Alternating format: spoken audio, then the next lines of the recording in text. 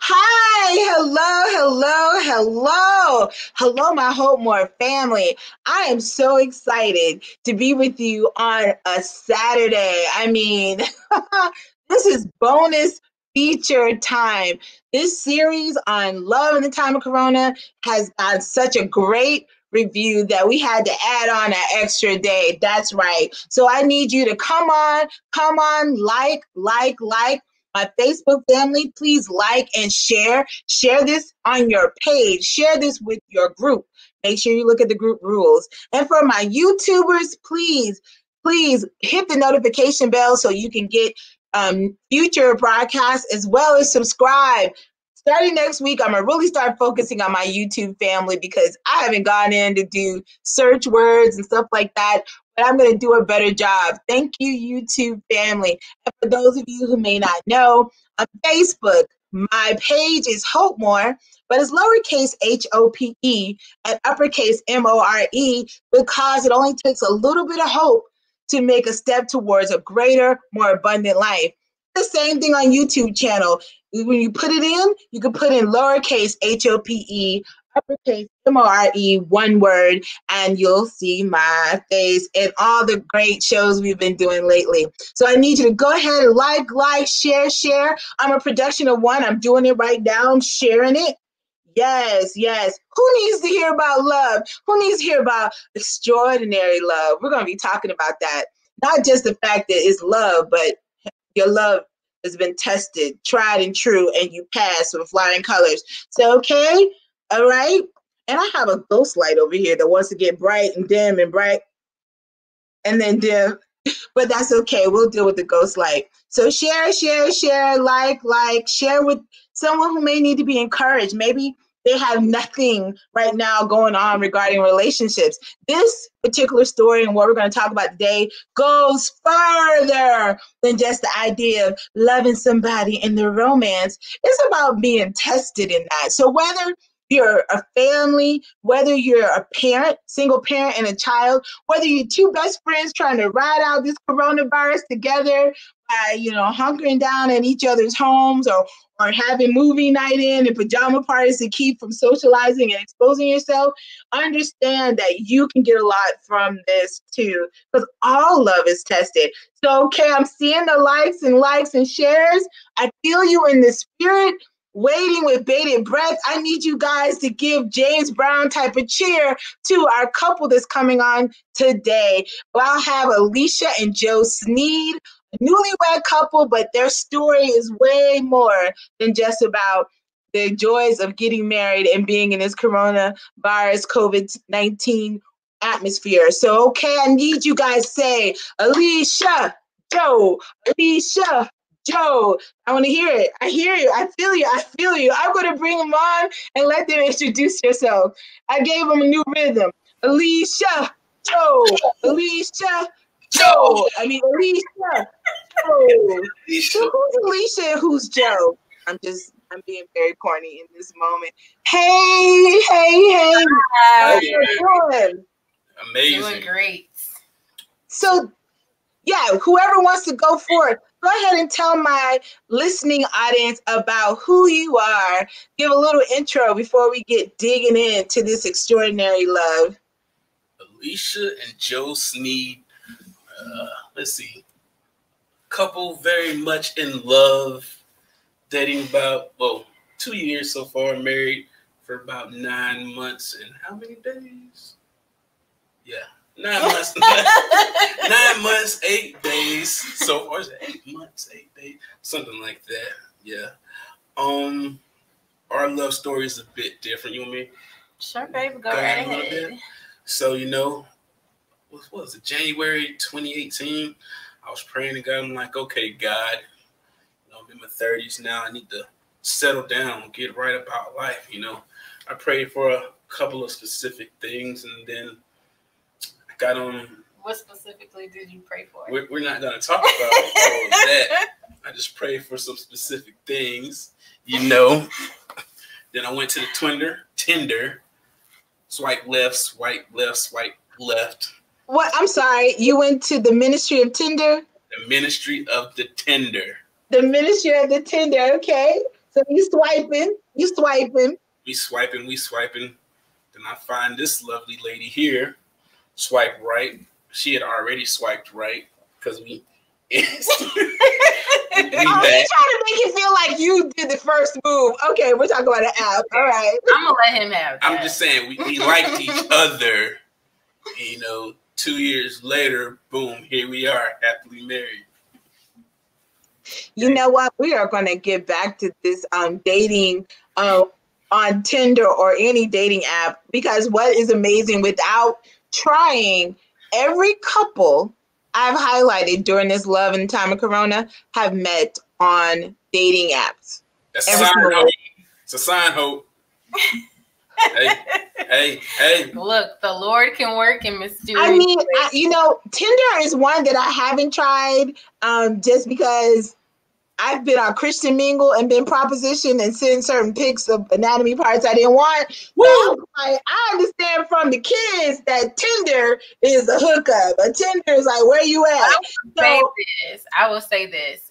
Any dating app that you are on, you have to make your intentions known. Be clear about what it is that you are looking for. And all right now. Attract. I believe that. I definitely believe that. So regardless whether it's Tinder or eHarmony or Talkify or Black People Meet Black Christian, all of it, you got to make your intention. Hey, calm down. Okay. What you say? I said plenty of fish, coffee meets bagel. That's just some more out coffee there. Meets bagel? Hold on, where's my pen? Coffee meets bagel. What else? You don't know no more. I don't know anymore. I never tried plenty of feeds and coffee meets bagel. I like that. It almost sounds like a Latino and Jewish connection there. But I digress. So you guys met on Tinder, and you got to be honest, Joe. Tinder does not give you a lot of information. You thought she was cute. I like the pictures, yes. So, he loves the fact that when he swiped, y'all had an instant, I guess, matchup. So that meant that you swiped. What did you like about?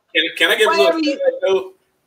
I'm gonna be open and honest. Tinder had this thing called Tinder Gold, so you could already see who liked you or whatever. So it's like, okay, she likes me, but I'm like, don't like her. I was like, okay, I like her. So it's much easier, without Tinder Gold. It's like the process of elimination. Exactly. I don't know if I'm ready. Alicia, what in that whole moment of swiping, I guess you liked how he looked too. I did. And then I'm a person that reads your whole bio, So there's a bio portion on Tinder? There is. Okay. So I could tell he had a little sense of humor. I like that. See? Well, so so how long have both of you been using dating apps to connect to people and look at who's out there? How long before meeting up? Ma'am, you go first. How long? Ooh, well, Facebook was created in 2004.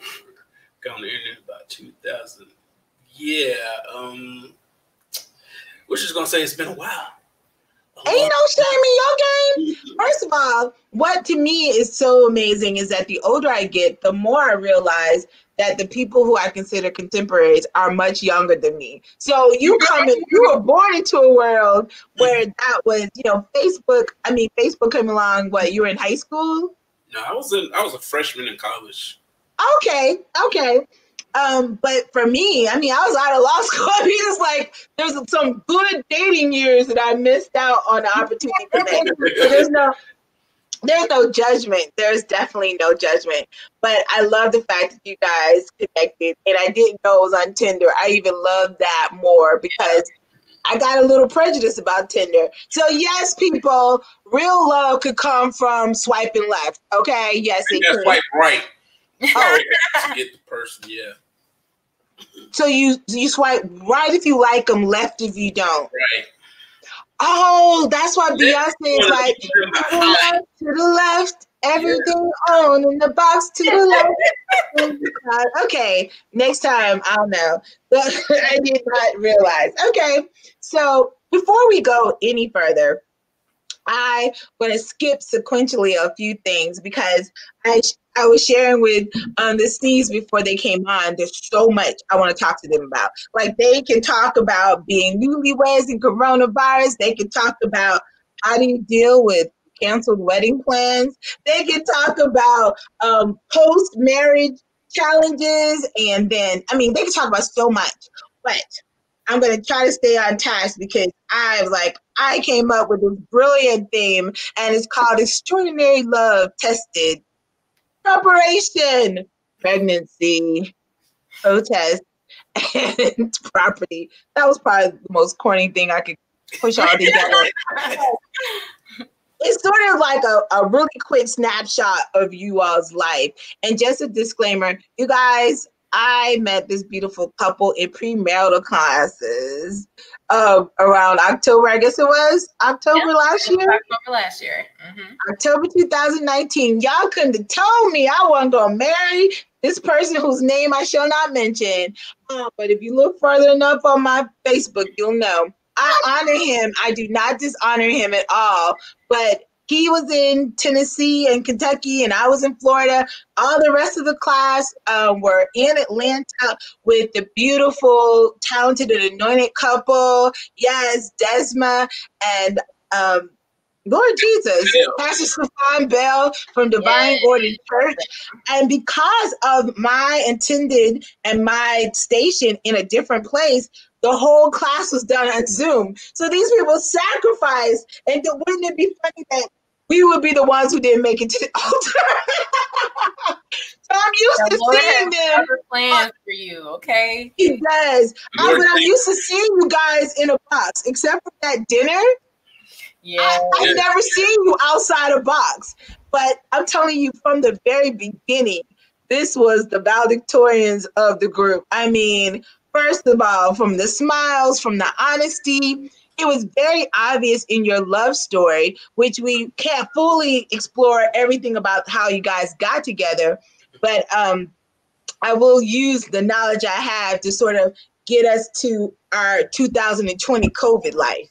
Yes. But it was very obvious that you guys were very serious about preparing yourselves for marriage because of different things that you experienced in your life, in your dating. And I want you to share a little bit about that, because my first key for y'all in this extraordinary love test, and I feel you guys were tested way before you ever said, I love you.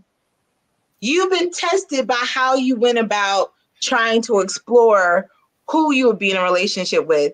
Would you share with my audience about why preparation for marriage meant so much to you? Okay, so I'm like, there's so much we can say on that. I know, that's what I'm saying. Like, maybe for both of you, one thing that meant a lot to you when you decided that, yeah, we should do this preparation thing, this pre-marriage thing. I think the most important thing for me was that I knew that in order for us to be married, that I had to be secure in the fact that he was following Christ first. Because I literally said a prayer about this before, like, we got too serious. I literally was like, Lord, if this is the one, we got to go to church together, something, show me something that he's going to be serious about you and about me. And literally like a week later, he's like, we need to go to church. Or he suggested it? He suggested it. Okay, so initially I had brought it up. And then it just kind of like, I brought it up initially, like prior to that. Maybe months before. Months before. And it just kind of like tabled, for a little while. And then Joe ended up having to get his tires or brakes or something fixed and taking a lift home. I want to tell that part of the story. Okay, he can tell that part of the story. But through that, we got a flyer to the church we ended up going to, which is now One Church ATL. And that flyer sat on our table, our coffee table, collected dust for about a month. No, it was longer than a month. It was longer than a month. 3 months. It sat there for a while, okay? And then one day he's like, we should go. We need to go. Now, prior to us going there, we had gone to the church that I was attending prior. He didn't like it. We went to the church that he was attending prior. I didn't like it. So he's like, okay, we just gotta find somewhere that we can worship together and both of us are feeling it. But just like I said, it was a simple prayer. It was just like, show me something so that I know that it's real, you know? And it was answered. And so then I felt like that was my permission to like fall, you know, like really fall. And I caught her. Like, girl, he said, let's go to church. Woo, I'm hot and bothered. They think you in the spirit, and you're just like, he's worshiping God. Oh, he's so attractive. I mean, that's how I am. Don't let me see a man bow his head in reverence or lift his hand or sing or just open up to the Lord. I'm like, oh my God. Like, all right, I see you over there worshiping Jesus. Mr. Joe, I'm going to ask you the same question. And apparently there's an interesting story behind the ride share and the flyer. And so not before, but in tandem, what one preparation or what one thing of preparation meant so much to you before you decided, you know, okay, this marriage thing, especially with this beautiful thing I swipe right on, is important to me. And this is the reason why. Well, like I said, I prayed to God before swiping right on Tinder. I was like, Lord, this is what I don't want. This is what I do want. I think one of the most important things, I was like, I want somebody who will communicate with me and not stress me out. I'm not going to say, she doesn't stress me out at all. But like in previous relationships, I'm like pulling my hair out. As you can see, it's all gone now. So women cause you to go bald, Joe? Genetics, but anyway. I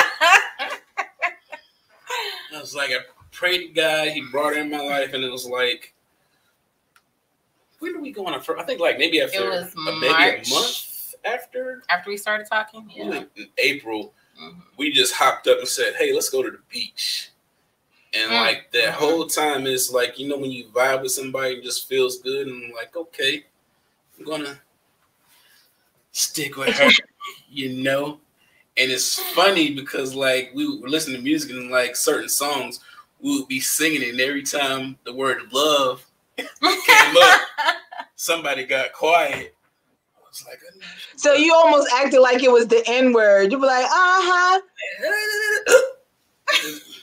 Look, I didn't realize I was really doing it until he pointed it out, though. Like, you don't love me. I'm so lovable.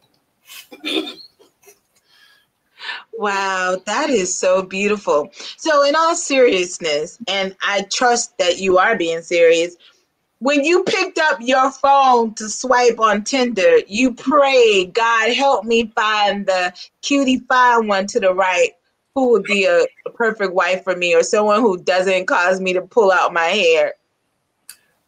I prayed beforehand, you know, like when to say he may not come when you want him, but he'll be there. Yes. Right. So it's like, I'm a moment of honesty right here. It's like, okay, sometimes I get in my modes where it's like, thank you, God. Pray, God, get on my knees. Yes, Lord. And sometimes I'm like, okay, I'm just going to do whatever I want. So I was in one of my modes one day, praying. A few days later, I'm like, okay, let's see who's going to like Joe Sneed tonight. And then, boom, just prayer answered. Wow. Oh my God, y'all are so sweet. So you were praying, Alicia, for okay, if this is supposed to go any deeper, let him, I need to see his commitment to the Lord. Let him mention church. He does. God answers that. And way before you swipe right first, Alicia, he was getting on his knees like, Lord, I'm tired of these crazy women. Please, Goodwood. And God answered his prayer. And Look, I joke with him all the time and tell him he ain't have no girlfriends before me. So, Ow! Dr. Pandy, you honey, that was no girlfriends before me. I don't know who them were. That was his friend girls. Okay, Cynthia Sneed. Who's Sylvia Sneed? Cynthia, my mom. Mother-in-law. Cynthia. Any girl I love that. met or whatever, like, where's your friend girl? I'm like, Ma, say girl. Friend. No, those were friend girls. Friend girl. Well, you know what, Joe?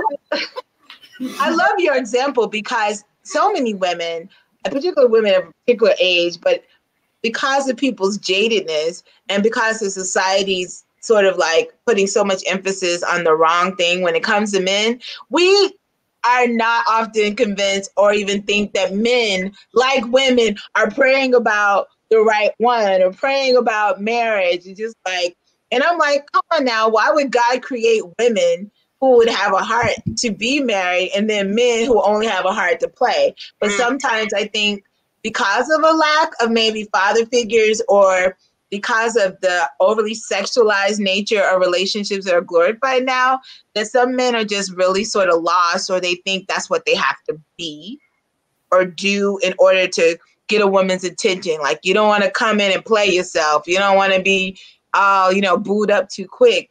But it seemed like from what I remember you all shared, even in premarital, although everything in premarital stays in premarital, I'm just going to say this comment, was that you guys seem to not be playing, but at the same time, not so serious that you were choking the life out of each other. Because I think your first date was the escape room, right?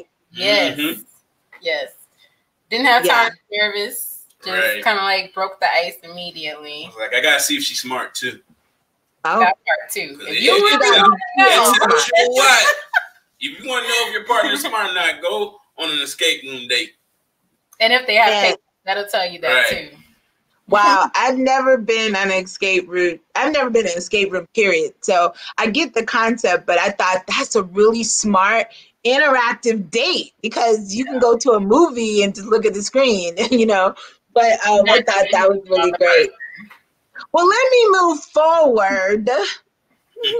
So y'all done swiped. Y'all done got a flyer. And Joe, unbeknownst to you, even though y'all talked about going to church, your chick over there was praying like, Lord, if he the one. Let me ask you about the dusty or the flyer that got dust on it about church. Mm-hmm. Whatever it was about that particular interaction that led you to eventually attend Divine Order Church, which is where I also was a member and minister. What about that experience stands out to you?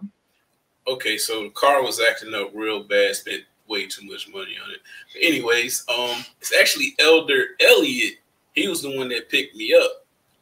And so we were riding, just conversating, talking about, I think I was in uniform too, because that's how bad it was. I had to get off of work and go. And he was like, I don't know if you know Brandon Robertson. He's one of our church members too. It was like, he goes to our church as well. So we just had that. If you know Elder Elliott, like he's a friendly guy, easy to talk to. Very friendly. We were just chopping it up real good. And like, even though the car place and where I stayed at the time wasn't that far, it felt like a good long conversation. He was like, well, if you're ever trying to find a church, come to this church. And it's like a picture of Des and the pastor on it. And I looked at it and I was like, oh, okay. Went home, put it on the coffee table. Like we would collect mail. One bad habit I have, I open my mail and I just put it there. I don't throw it away. So it's like under there. And then like occasionally we clean up and then it's like, okay, I'm throwing away the mail. But I'm like, you know what? This is a church flyer. If we throw this away, I will feel bad. God will punish me. So we had to leave the church flyer there. And so whatever it takes, God, whatever it takes. Right. Okay. So we went to her church. It's no go for me. went to my church. I hadn't gone in so long, had new pastor and everything. I'm like, wait a minute, you're not the same guy from a couple of months ago. Oh my goodness. They're like, would all the visitors stand you, sir? And you're like, I'm a member. It's like, not bro. Right. I come during Easter and Christmas and New Year's, so hey, I'm not a visitor anymore. And so it's like, looking back, it's funny how everything actually falls into place. I want to say we went to Divine Order Church in August, I want to say. At the end of August. At the end of August. In 2019? 2018, I want to say. 2018. Yeah. Or was it 2019? Oh. It had to be 2019. It was 2019. Yeah, it was 2019. Mm-hmm. Because if I understand it correctly, it was that Sunday they were advertising for the premarital. Am I right or wrong? That's right. Very correct. That is correct. Yep. So, let me pull the calendar up real quick. I feel like we went 3 or 4 times, and he was advertising. And the thing that brought us, I guess, back, you have some pastors all crazy and wild, and then you have some pastors just monotone reading the book, and I'm like, eh. But the thing we loved about Pastor Bell is like, okay, he's actually teaching a lesson. He's not talking down, he's not condescending. And it's like, it just felt like family in there. Wow. I was like, okay, it's not that many people here, but we like the people that are here or whatever. It's like everybody made us feel welcome. Like, some people go to church and like we can be sitting right next to each other and say, look to your neighbor. And I'm looking at my neighbor won't look at me. But it's like, it was just a loving feel in there. So I'm guessing that might have been the 3rd or 4th week in August. Okay. When we first started. Yeah. And so maybe 2 or 3 services later, I got their ring September 10th. Because another tidbit, she was always throwing the marriage chance out there. I'm like, okay, I know I'm going to marry her. I just don't know when I'm proposed. And she was like, if we're dating past 2 years, we're going to have a conversation. I'm like, bro, we're not going to have a conversation. But anyways. Look, but I made my intentions known. We weren't dating more than 2 years without a commitment. Oh, okay. You hear that, ladies? You let him know. So that was a soft deadline. Yes. But ladies, don't pressure your man. Did you feel pressure, or did you feel like she was serious? I didn't feel pressure at all because, like I said before, literally a month after dating, we went down to the beach, and I was like, okay, this vibe is great. He was in love. Okay, so all of my singles out there, listen up. Pray, Tinder, then escape room first date, within a month, a beach trip. And make sure that you keep all church flyers on the coffee table. These are the ingredients to getting that. Is that the right? Wait, yeah, getting that. So you got the ring in September, and we're going to church, and so I don't know which service it was, but I think we talked to Pastor. I think he brought up the premarital counseling, but we weren't engaged yet. Oh, did I tell the full story about the engagement? No. So the little tidbit, she was like, okay, at the wedding, I want to dance to September by Earth, Wind, and Fire. So if you know the first line of September, first Earth, Wind, and Fire, do you remember the 21st night of September? I'm like, oh, was it dating that? Okay.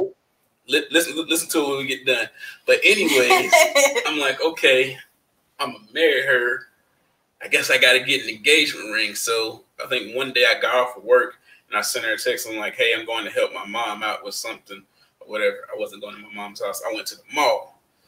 So I went to the jewelry shop, and I don't know what it was. I'm like, I'm in the mall. Everything's good. As soon as I stepped foot in the jewelry shop, it's like, it's getting serious right now, bro. Are you gonna do it? So I'm like,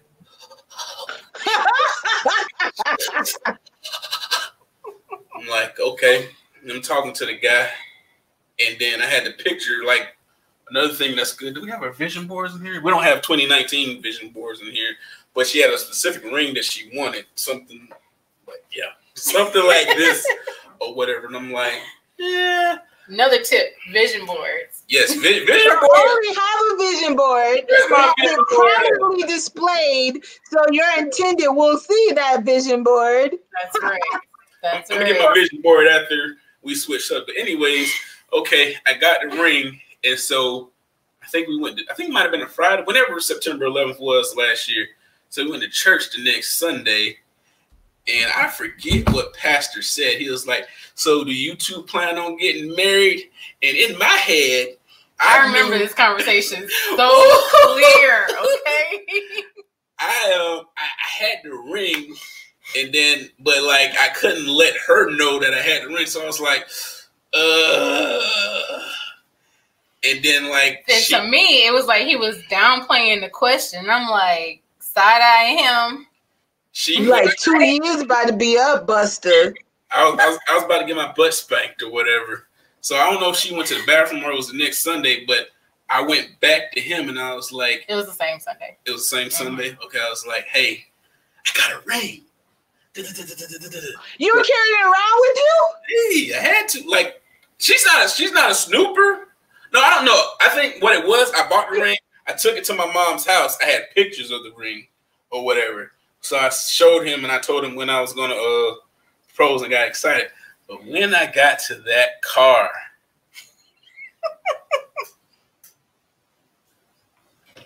I was upset because, like I said, to me, it appeared like he was downplaying the question. Like, I was like, oh, so you don't want to marry me? Yeah. So I got fussed at. I felt so bad. I'm like, she's going to leave me. Do you want to hear the day of the proposal, or do we want to go to something else? Yeah, I do, because I think it's so funny that, but we're going to get to the rest of my P's on my list. Yeah, we're going to get to them. So you almost blew it. Both y'all. You almost blew it, Lisa, for being in your feelings. And homeboy almost blew it because he overplayed his whole, let me just play it down because I don't want her to be expecting it. And I want it to be a surprise. But that's where our communication comes in too, because one, I immediately expressed, how that made me feel. That's another relationship tip. Communication. Immediately express. If your man says, baby, are you mad? Don't say no. Tell the truth. He'd be like, yes, I am mad. Right. Let me tell you why. No. Well, that's good because that prepared you for what real coupling married life gets you. But maybe I'll hold off to your actual proposal because I want to get to So I know shortly after you guys decided to be a part of the premarital class, and the premarital classes at Divine Order Church are under the direction of Desma and Stefan Bell. Ooh, excuse me. They encourage people who are serious about marriage and haven't gotten engaged to participate. They also encourage people who may be engaged. Hey, don't set your wedding date yet because the purpose. You don't know. The purpose of the premarital class is to sort of like, really, really discover that you are on the same page.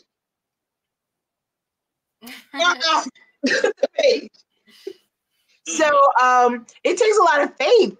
I was just wondering when you guys the first premarital class, were you nervous at all? Because I thought we all sort of shared very intimate things with total strangers. Let me say yes. Okay, because if y'all can't tell by our story already, we were living together. We weren't engaged or married yet, but we were living together. Shacking up. So, and like part of the premarital classes, they tell you, to gosh, you bring back memory. Now I remember that part. Woo! You started mentioning Joe. Cut it out, okay? So we took separately everything. Like we were literally, we took it seriously. To the T. To the T. I'm talking about like, hey, babe, I had a real rough day at work. Can I sleep in the bed tonight? You take the couch. Let me tell you, you guys was, and because you know what happens in premarital stays in premarital, but we can share just on the periphery. There were certain covenants and oaths that we were making as non-married people that we would commit to during this premarital time. So regardless of what your habits were with the person you love and the person you can see yourself being with for a lifetime, we were asked to do certain things. And the person I was dating, I was laughing because everybody was going around talking about the oath, and all of a sudden he disappeared. It's like, and you guys, y'all came in like champs. Yes, we made this oath, we signed it, we may be in the same place, but we're not engaging in nothing. And I was like, yes, couple, yes. But that was a work of the Lord. Yeah. And I have to ask, even in that season, right, where you were really not just tested on the bare minimum, don't have intercourse, but like separate yourselves. You're used to being in the same room. You're used to, like you said, baby, I had a hard day. I mean, we'll get into what you do, but you did whatever it was to say, hey, let's really look at this. And I think that's so beautiful, because what people often don't understand is that you are practicing, just like you're practicing obedience to God and his best plan, you're practicing fidelity, right? Like, there'll be times, and probably when y'all in your 60s, that things may not be popping off the way apparently they've been popping off because somebody's with child. And you need your spouse to be disciplined about their particular sexual desires and needs, that has to be subject to God and his plan. So you guys jumped in. I was surprised. I mean, I won't say I was surprised, but not knowing you, I'm like, them Negroes live together. Dang. That's what my intended said. He's like, oh, they ain't doing. I was like, no, it's so good. They like jumped in. He was like, whatever. So he was like, well, it's by default, baby, because you in Florida and I'm in Tennessee. I'm like, so, but I loved your heart. And as we move on, so you guys got married. And for those of you who have never been in a premarital situation, or what you heard is maybe a little different, when our premarital counselors, they really, really covenant to help you. And they're like, hey, beyond this time when you get married, if you get married, we really want to say, come to us if you have questions, concerns, because we're really, really investing in your forever. And at the end of the class time, they meet with each couple and they give them a red light, a green light, or a yellow light. The green light is like, were we nervous? Yeah, we were nervous. The green light is we don't see anything that makes us say stop. You know, we give you our blessings. Red light, red light means we see very fatal flaws in what's happening. And yellow light is caution, right? Yellow light is we want to work with you. We want to, we're not saying that, we're not seeing it, but we're saying that there's enough issues that you can't, there's something else we suggest slow your roll that you consider. So you guys got a green light. Flying green colors. Valedictorians. I got no light at all because my intended was falling asleep and not showing up at certain sessions. And actually, Pastor Stefan, I can say this now, he was like, oh, so glad I didn't have to give y'all a light because... So they were very nice, like, y'all can do this again. He and I said we're going to do it again. He's like, you can do this separate and apart from us. And, and I was like, man, we didn't get our lights. But I wasn't even mad as much as I was like, oh, man, the next session is in April, so I'm going to have to wait. Like, we were trying to get married, like, in a few months. Mm-hmm. But because I prayed that, Lord, two things.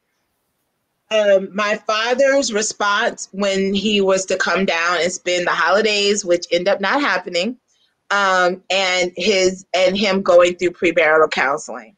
Like if those two things happened, then I felt comfortable in proceeding. So I had to remind myself when we didn't get the lights and that, you know, these things that maybe I'm trying to make them a pink flag. Remember that part of the book?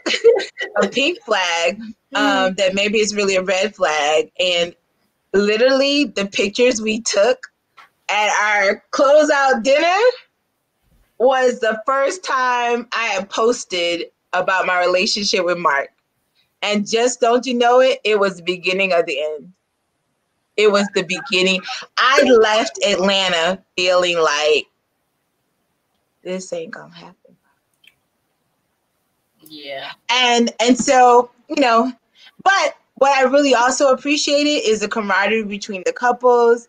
There's another couple that was a part of it, and the girls would text each other and, you know, talk about this and that. And then I started getting these texts, and it's like, oh, they're getting married. Here's the wedding, and Alicia's talking about her wedding. And one of the couples were newlyweds, so they got green light. They came in with green, okay? And she was showing pictures of the baby. Alicia was talking about her wedding and different ideas, and I was sitting there going like, bro, I didn't say anything, but I was just like, well, God still is doing it. You know, he has to my birthday to go hang out with my parents. And so I love just the love and the freedom. So let's get on to COVID-19. I almost want to just skip the whole wedding thing because I think most of the world plays into it too. Yeah. I said I almost want to skip it, but actually, because most of the world has heard some horrendous stories about the impact of COVID on weddings. But, and maybe this is definitely the part that I need y'all just to share, because I don't know what parts you may want to tell and not. But you guys officially got engaged in September 21st, 2019. Do you remember? Yeah. You passed with green flying colors for premarital in December. Mm-hmm. Now, remember, folks, they have basically crossed every T, dotted every I in this situation. So even though they're sharing accommodations, they ain't sharing anything else. So no relation. So December, we're engaged and everything. We were planning. We were like on overdrive with the wedding planning. Like, let's go. She called me crying one day. It's like, baby, they're just, what'd you say to me? I don't remember, but it was at work, and I was just having like the worst day ever. Worst like, month ever. It was a bad. They were taking her through it, and I was like, you know what? Quit that job. He was like, quit right now. So she quit. So I quit. Hey. But I'm going to tell you why that's important later when we get to August. Okay, see, I knew that you went through a lack of employment, let me say that. But I thought you were fired. You quit.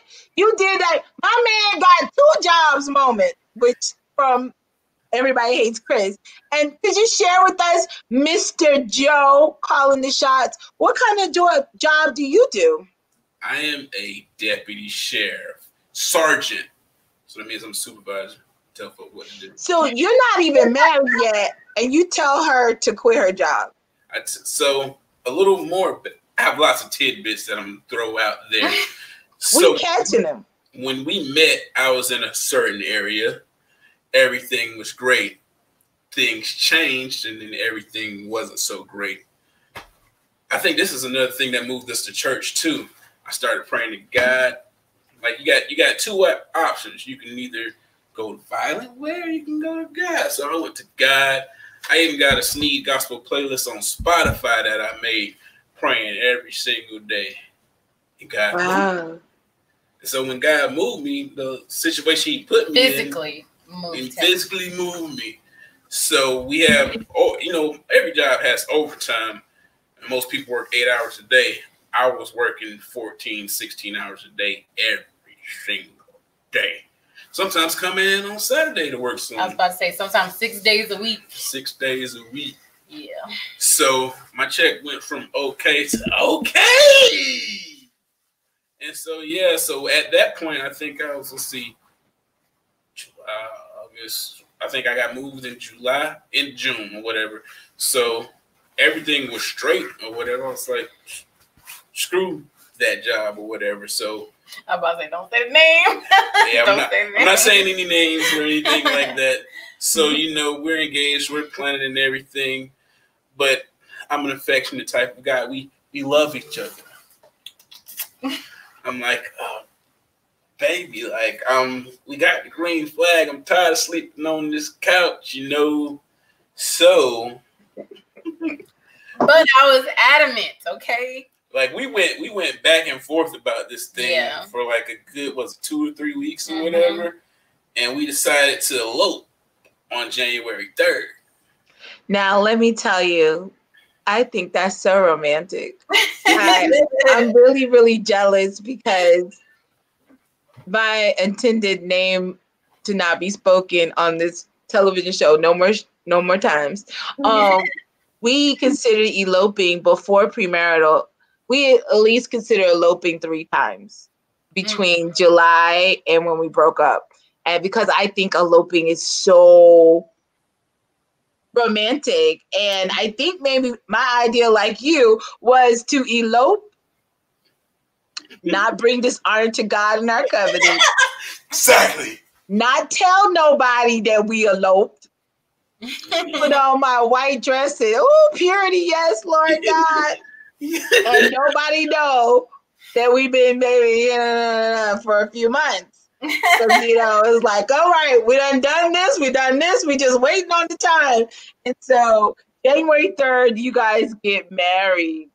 You eloped. Everything is all good. So, And that was definitely a God thing too, because I really did not want to, in a way, because the county that we lived in, the courthouse, it was like a group wedding. You know what I mean? It wasn't like an individual ceremony or anything like that.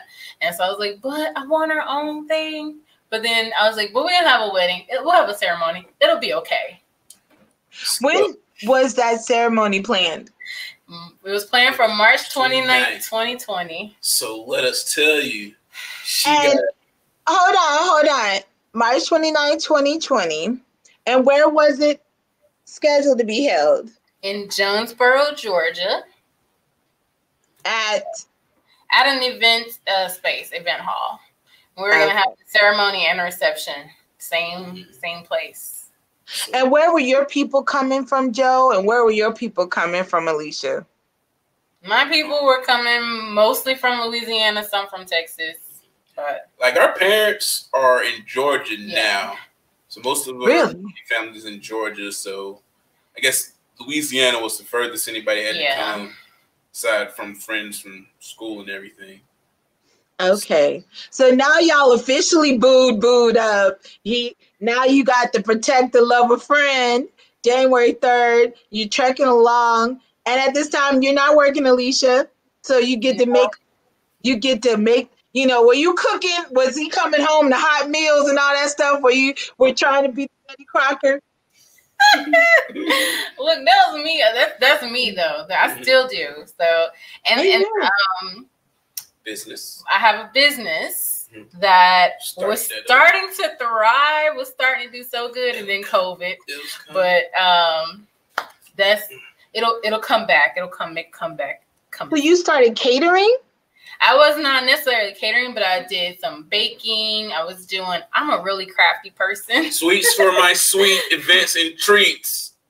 That's shameless plug by Bay. What is it called? Sweet for my sweet? Sweets for my sweet events and treats. Wow. I did like party for kids and everything. Like it was doing really good. And then wow. Yeah. Well, so would it be safe to say in your preparation, even though Mr. Joe did an unexpected come on off the job, baby, and y'all did all right. I'm bringing home the bacon fried up in the pan. I need you to make me feel like I'm your man. You get married January 3rd. You're planning for this March 29th nuptials, and you are making I'm sorry? February comes before March. I know. I'm not jumping.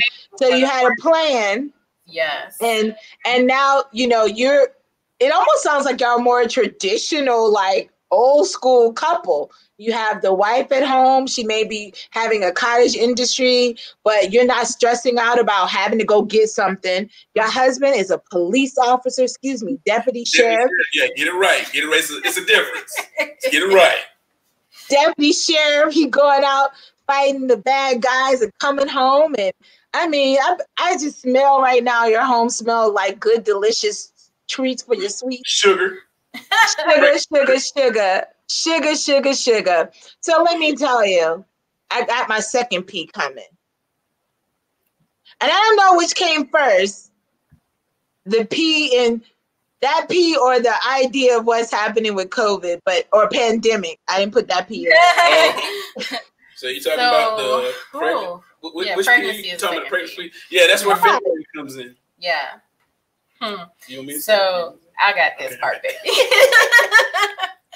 I think you know a little bit more about it. So January 3rd was our wedding date. We consummated like married people do.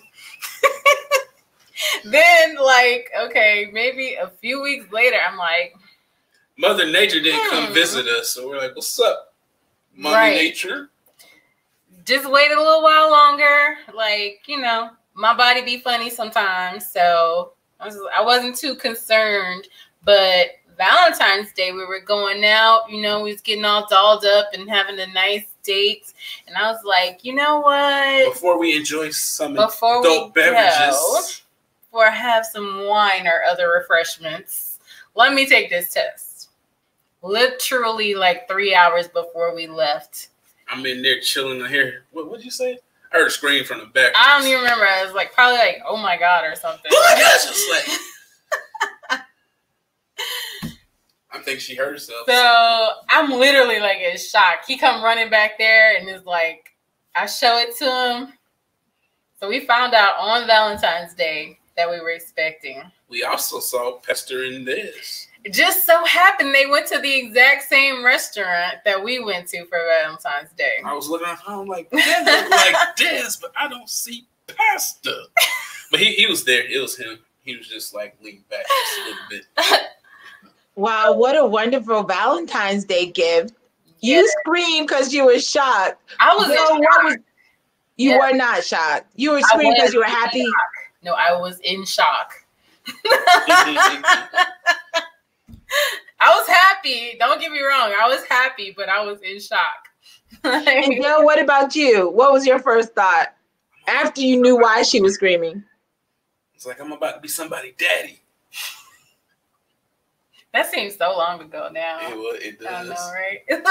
She's about to be here in less than 3 weeks. Yeah. Now, at this time, when you find out, that you're pregnant, who knows that you're even married?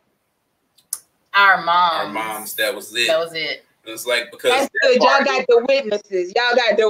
I think when I was younger, my mom said, she said she didn't say this, but I remember this vividly.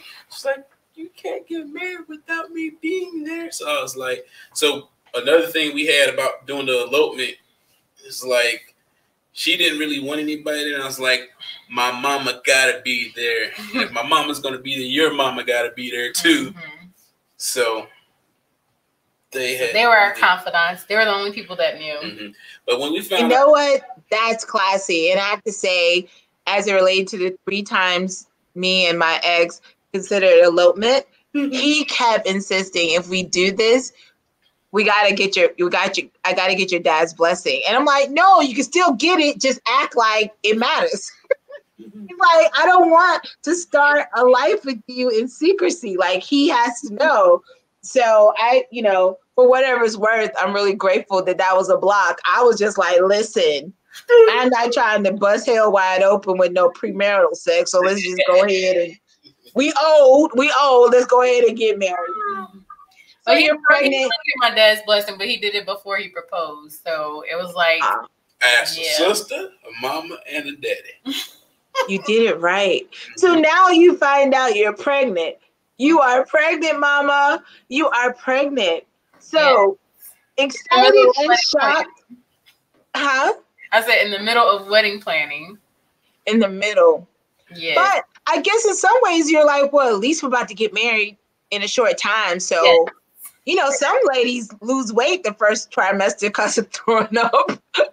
And then you may have that special glow on your pictures and everybody like, that was me. So okay, so then that was mid February, and then like I think it's like towards the end of February when things with COVID started the other P pandemic. Really, the other P, the P that we did not post the pandemic. So I was literally like constantly in contact with our wedding planner person, and at first it was like, okay, we still got this. Up until 2 weeks before. So here's what happened. Savvy Bridal or whatever it was, the tuxedo place had a nice blue paisley jacket or whatever. If you don't know what paisley is, look it up. I'm sad that I didn't get to wear it. They called me and be like, hey bro, we about to refund you your money because of the pandemic. So what's this like? Exactly 2 weeks? 3 weeks before? 2 weeks before. 2 weeks before. So I'm like, I'm gonna get married without no tuxedo. And then it's like she kept updating us like, oh, we can have 50 people, then 20 people, then 5 people. Then it's like, y'all wedding ain't happening, bro. Yeah. So let me ask you your honest to God moment, Alicia, when you realize no, not it maybe won't, or you're gonna have to do something different, you're gonna social distance, that moment that you're like, oh man, this really is not gonna happen, at least not right now. I am completely transparent. I was so disappointed. I did cry about it. But at the end of the day, I was like, the important thing is we're married. Already married. So I was like, I already got, you know, what I wanted to get out of this, really. My ring. I can start wearing my ring now, but like, but it was very disappointing. It was heartbreaking. It was like, because you planned this for so long, not just the time that you're planning your wedding, but, you know, as a woman, you plan this in your head, like, what is it going to be like, you know, walking down the aisle. We had our songs picked out and everything. Cake was picked out. Like dance and everything. It was so going from, okay, this is happening in 2 weeks, I'm counting down, to it's not going to happen. It was a dramatic change, you know. And then you got to remember, I'm pregnant too. I'm in my first trimester now. So I'm just like, woo! Yeah. Joe, was that? That's another P. Pregnancy hormones. PH. Woo! So, Joe, do you think you sort of knew before your dear wife that this wasn't going to happen? At least not in the way you contemplated it. Or did y'all pretty much came at the same conclusion at the same time? I thought it was happening until I got that email that Carl said no tuxedo. So I was like, oh. I can't get married out of blue paisley. I can't get married. I mean, I did have a white tuxedo in the closet, but I'm like, people have already seen that, so I can't do it again, you know? You got to give the people what they want. Oh, exactly. My goodness. Wow. So even as now her new husband and you're preparing to be a father, did you find, and you're dealing with someone who's pregnant and there are pregnancy hormones, what clicked inside of you regarding how your response was to your wife and her hurt and disappointment that the wedding wasn't going to happen? You know, I just had to be there for her and comfort her because, like, she's hurting, but, like, I'm low-key, like, okay, my baby's hurt. I'm hurt just a little bit, but, like, I can't show her I'm hurt. I got to, like, keep her up, let her know, look on the bright side. We already got what we wanted. We just don't have the show for everybody, you know? And so it's like after that communication, it's like everything got back to normal. I was like, okay, let's, I guess we might as well share with the world, hey, y'all, we're married and we got a baby on the way. Yeah. And that was something that was really important to me was his response and how he handled it. Like, he didn't make me feel bad about feeling bad, and the fact that he was just like, we got this. This is gonna be fine. And I just really felt secure in the whole situation that everything was gonna work out the way it was supposed to work out. So let me ask you, out of the two of you, well, maybe this is an unfair question. But out of the two of you, you now you dealt with two disappointments. The first one was actually something also exciting, but it's just not what you pictured. So you're dealing with, okay, well, actually, let's go back. You never imagined you would get married without a job, or solely depending on, or majority depending on your man. Tell you how much of an adjustment that was for me. Okay, I have worked since I was 15 at the Pizza Hut up the street. So with only brief periods of time where I wasn't working, so for me, this was like a serious adjustment. Not just like not going somewhere every day to go to a job, but like mentally, like my whole thing was like, okay, well, what am I contributing? Like, what if XYZ happens? How am I going to help with that? Like I was just going through all these scenarios and it's like, okay, well, I need to get this many orders in a month or whatever, so I can at least help out with this, and this. Meanwhile, he's so unbothered. Like, he's like, let me be there, baby. Let me do the heavy lifting. Isn't that amazing? Let me tell you how God works, because that was something that he had to show me, that as a wife, I had to depend on my husband, that it wasn't about me and what I could provide. It was really about me surrendering that need to have to do so much, And you didn't come from a traditional household. I even hate that word, because like, who tradition? Black women have been working and baby. Yeah. But you weren't necessarily raised with a mom who stayed at home and the husband, your dad, worked or something. That wasn't your past experience, right? No, both of my parents worked. My mom worked. And my dad worked. So like, it was not the traditional, like, I didn't have a stay-at-home mom situation. Well, we've talked about how amazing that jump was, because he's telling you to leave your job before he's even signed the dotted line. And then you're like, okay, let's get married. And so it's okay. I didn't imagine myself not working and married. I didn't imagine myself being married without the wedding. Mm-hmm. Okay, I didn't imagine myself being not working, no wedding, and then, although thankfully you were already married, pregnant. So you guys had to, in a very quick order, figure out not just what your next step was, but how you're going to share with people. And I just really gave kudos, because I would have probably, just because I come from such a fundamentalist background, I don't know what I would have done. And part of me feels like maybe I would have Skyped a ceremony and we would just pretend.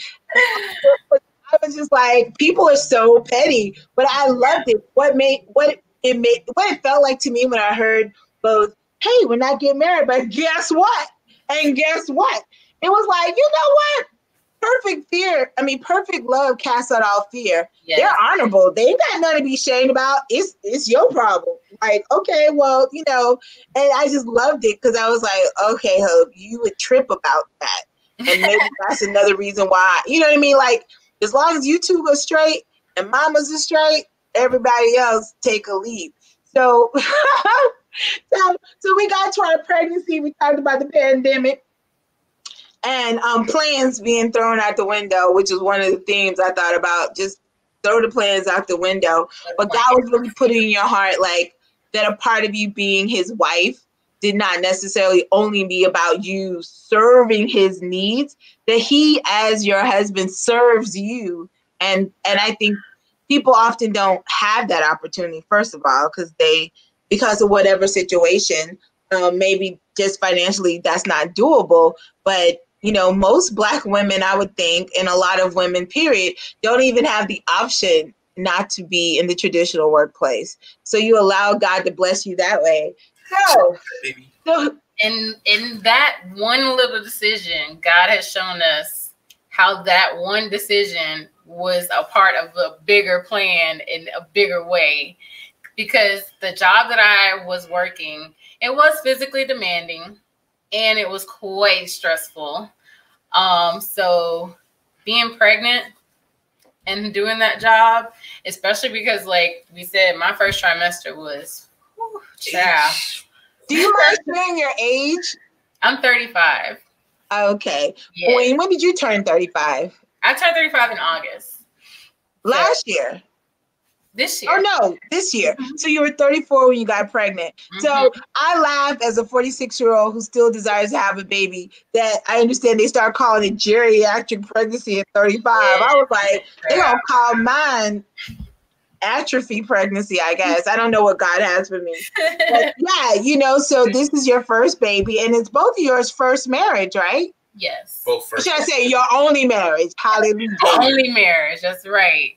So we're going to get down to the last P, which is connected, I know, to how God worked out things in totality. So you know that, oh man, you were happy, you were loose, and you were doing the wild thing, and you were under the covenant of marriage. So pregnancy happens. And what's really interesting, even if people have, and I'm not commenting as to your relationship, but even if people have been sexually active, when you suspend that activity for so many months, it actually increases your likelihood of getting pregnant when you start having sex again.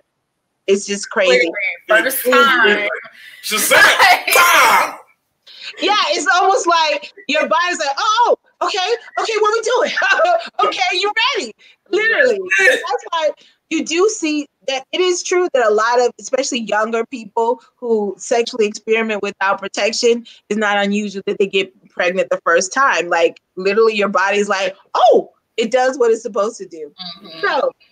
So you find out you're pregnant, you're telling people 2 weeks before the wedding that, hey guys, we've done what we can, but we're not getting married. So that was in March, right? Mm-hmm. Now, at this time, was it before or after the stay-at-home order in Georgia? This was right before or right when it happened. So I think the stay-at-home order happened maybe at the end of March. Yeah. Okay. So 2 weeks before the wedding, and then like the stay-at-home order happened. The week we were supposed to get married. Yeah. Okay, so we got COVID. Oh, dear COVID, that messed up my wedding plans. But I'm at home anyway, and it's just more to love. Like, come on, baby, we just honeymoon some more. And you heard that our distinguished guest, Joe Sneed, is deputy sheriff in the Atlanta area.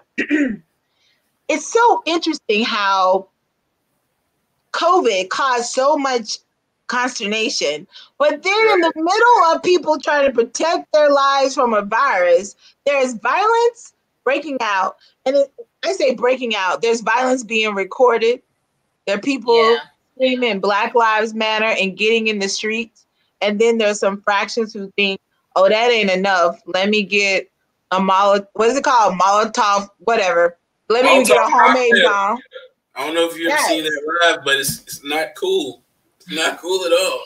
It sounds sexy, right? But it's not cool at all. No.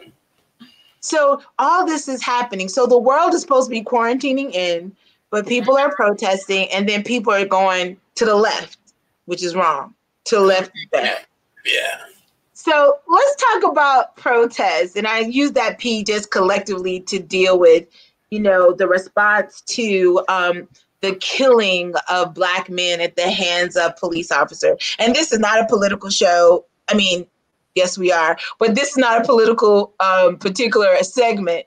But I just wanted to ask, man of God, new husband, father on the way, child on the way, you're in the middle of COVID, your wife is depending on your income because you already told her, baby, you ain't got to work. So I think you already took that off the table that you could do the same right now.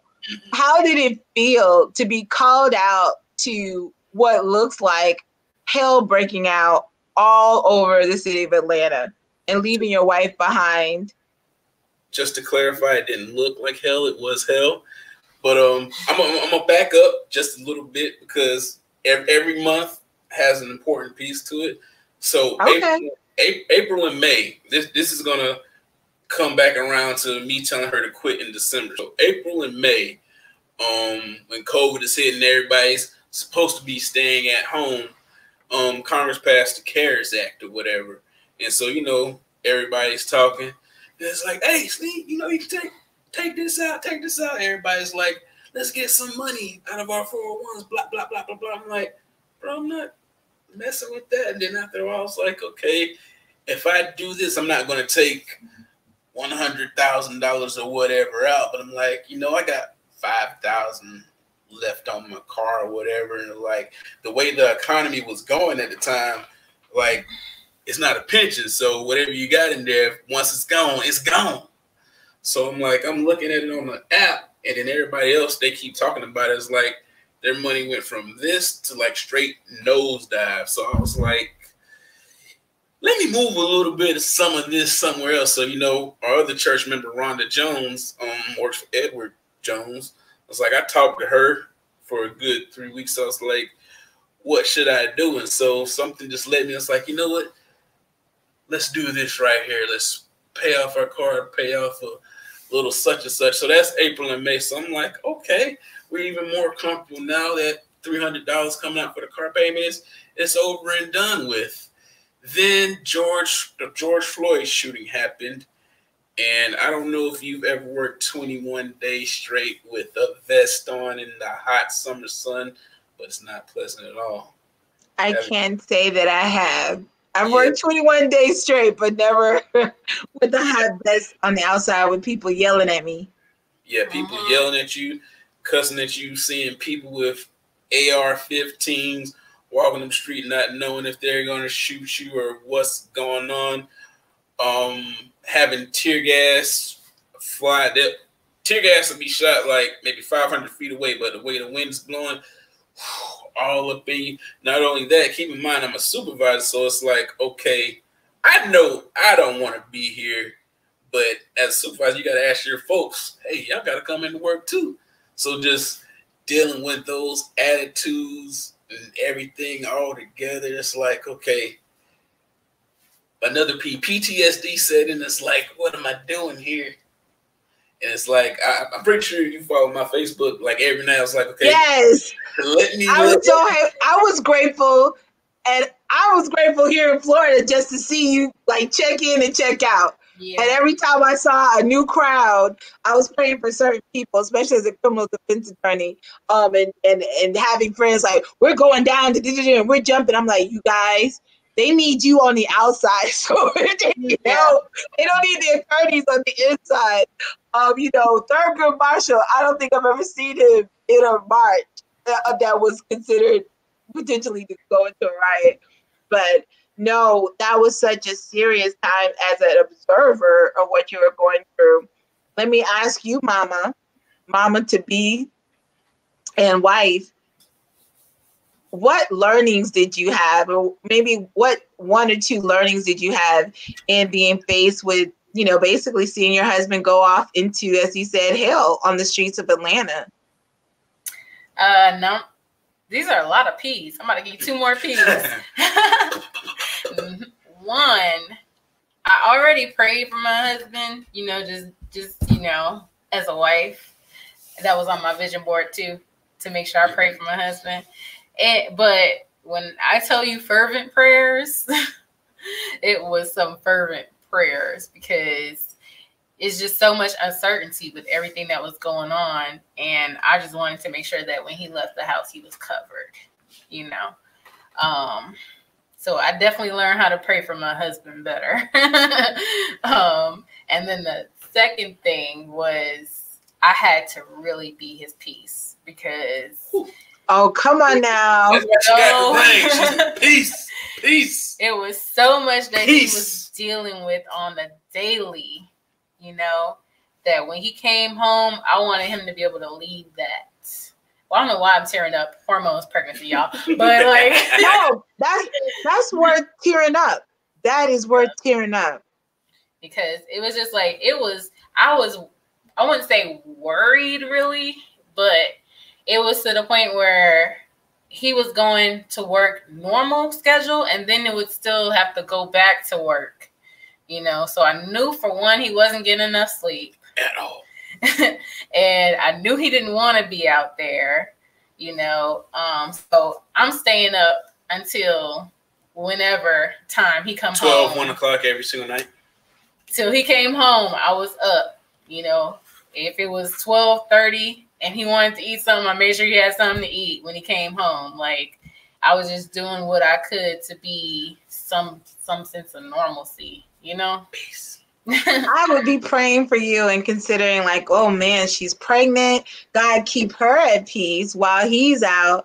But, you know, even as you talk about staying up, and I don't know what the stress is that you was having as a wife or the stressors that were coming against you, but so many people have had a hard time sleeping with during the announcement of the pandemic, hearing the numbers of people dying. Then you had Ahmaud Arbery, and we don't hear about Breonna at the time, but then you have George Floyd, and you may hear about Breonna, and just seem like, I'm Black, I'm going to die because I got diabetes and sugar, and I'm a Negro, and if I don't die then he going to put his neck or his foot on my neck. Or if I'm a police officer, they may shoot me while I try to go check on and do my job. And my heart, particularly because, say, unlike some of the other areas that are being targeted, Atlanta has so many Black people in position of authority. And now that doesn't mean that there's not racial discrimination or institutional problems, but it gets to me a little more complicated when you're dealing with Atlanta. And when I saw, I guess this is a police chief, so it wouldn't necessarily be the sheriff, right? Step down. And I saw Mayor Bottoms make certain decisions in certain sort of like brevity of time. I was like, Lord God, what is happening to my, because Atlanta will always be my heart. What's happening to my city? And then not only you, but other people I knew who were in law enforcement, I'm like, keep everything together. And here in Florida, we were having a situation, or still, there are situations, but around that same kind of creative time, we had people who were, you know, protesting, saying stuff like defund the police. And at the same time, there was a protester who reported a rape, and then she was upset and filed grievances that the police were not responsive, and she ended up being murdered by the person who raped her. And I was like, oh, that's the dichotomy, right? We want less police intervention because it gets dangerous, but we need you to come and help me right now in my danger. And so all that, you're having human beings make split-second decisions, and in the midst of also having family at home, people who may be sick or can get sick about COVID. I'm like, the enemy, we say God is a good God and he's extraordinary. Ain't no one like him.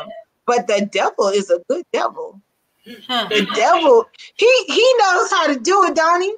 He knows how to do it. But I thank God. Real quick.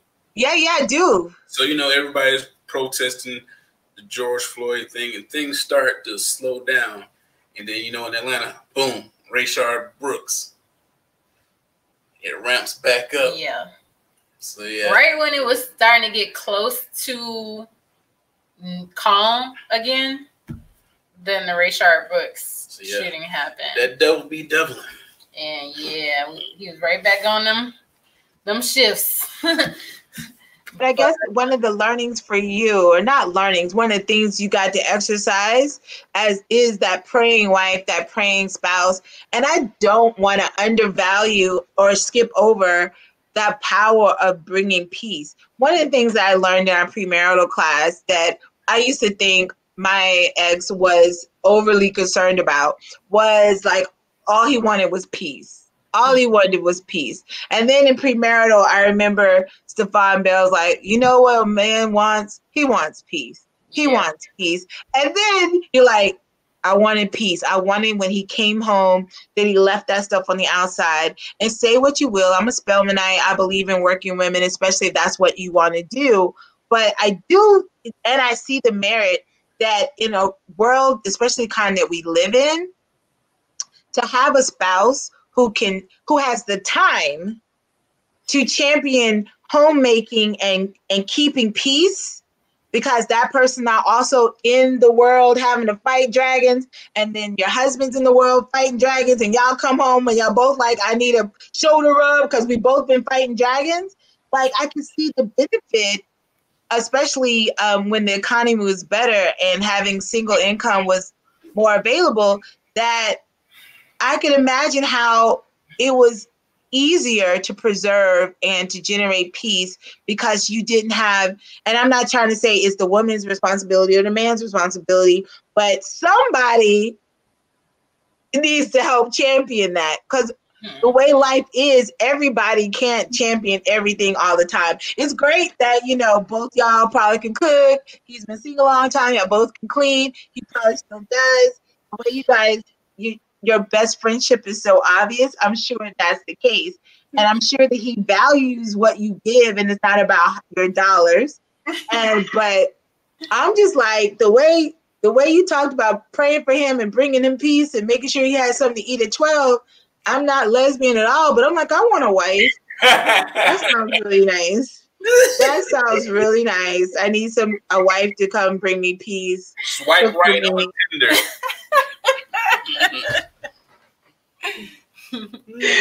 Yeah, so we get to love is a house. You got the key. So you've been preparing. God prepared your hearts for each other. You swipe right. You get together. You made it out of the escape room, and you make it to engagement, premarital preparation. Premarital. I'll let you go, but let me just finish my piece before I forget my alliteration. And so then you get engaged, and you get the wonderful news, or you allow her to leave her job, or I shouldn't say allow. You take her off her job. Then you find out that you're pregnant, and you have to change your plans. You got the pandemic and the protest, and I want to get to that last P, but he put up the church sign. The excuse me church sign. You said we made it out of the escape room, but we didn't make it out. But we're still together. It wasn't our fault though. Somebody who wasn't intelligent, she was in there on her phone the whole time, sitting on top of a clue. If she would have got up and helped her, the last clue we needed to get the little box would have popped open, but she wasn't participating. That's another P, participating. So yeah, we didn't make it. Y'all didn't make it out of the escape room? So I definitely maybe I'll edit that out. But no, that's important to know. We're not perfect.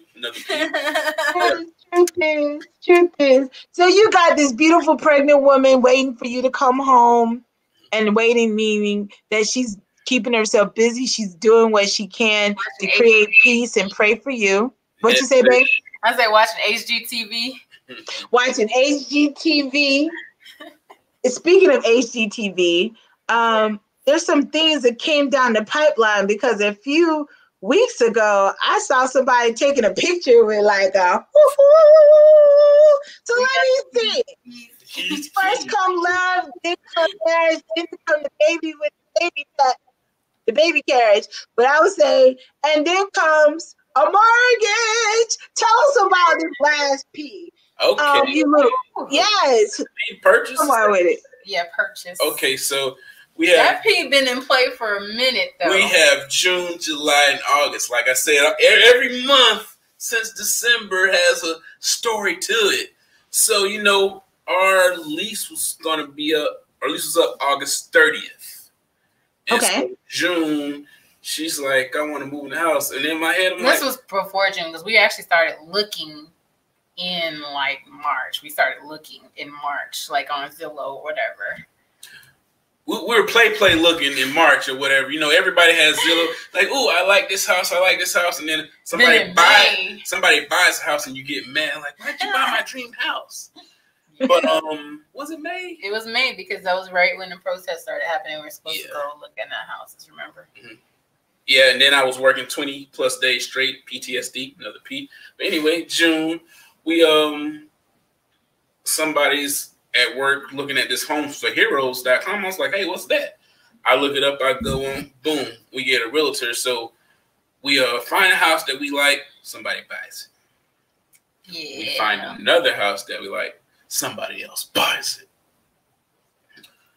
We start searching. We're like kind of hurt just a little bit because it's like because we was like we really like the houses. The first one had a fire pit in the back and it was fenced in. It's like, this is so fire cool. pit. I would definitely go by fire pit. Fenced in backyard. And the neighborhood had a pool.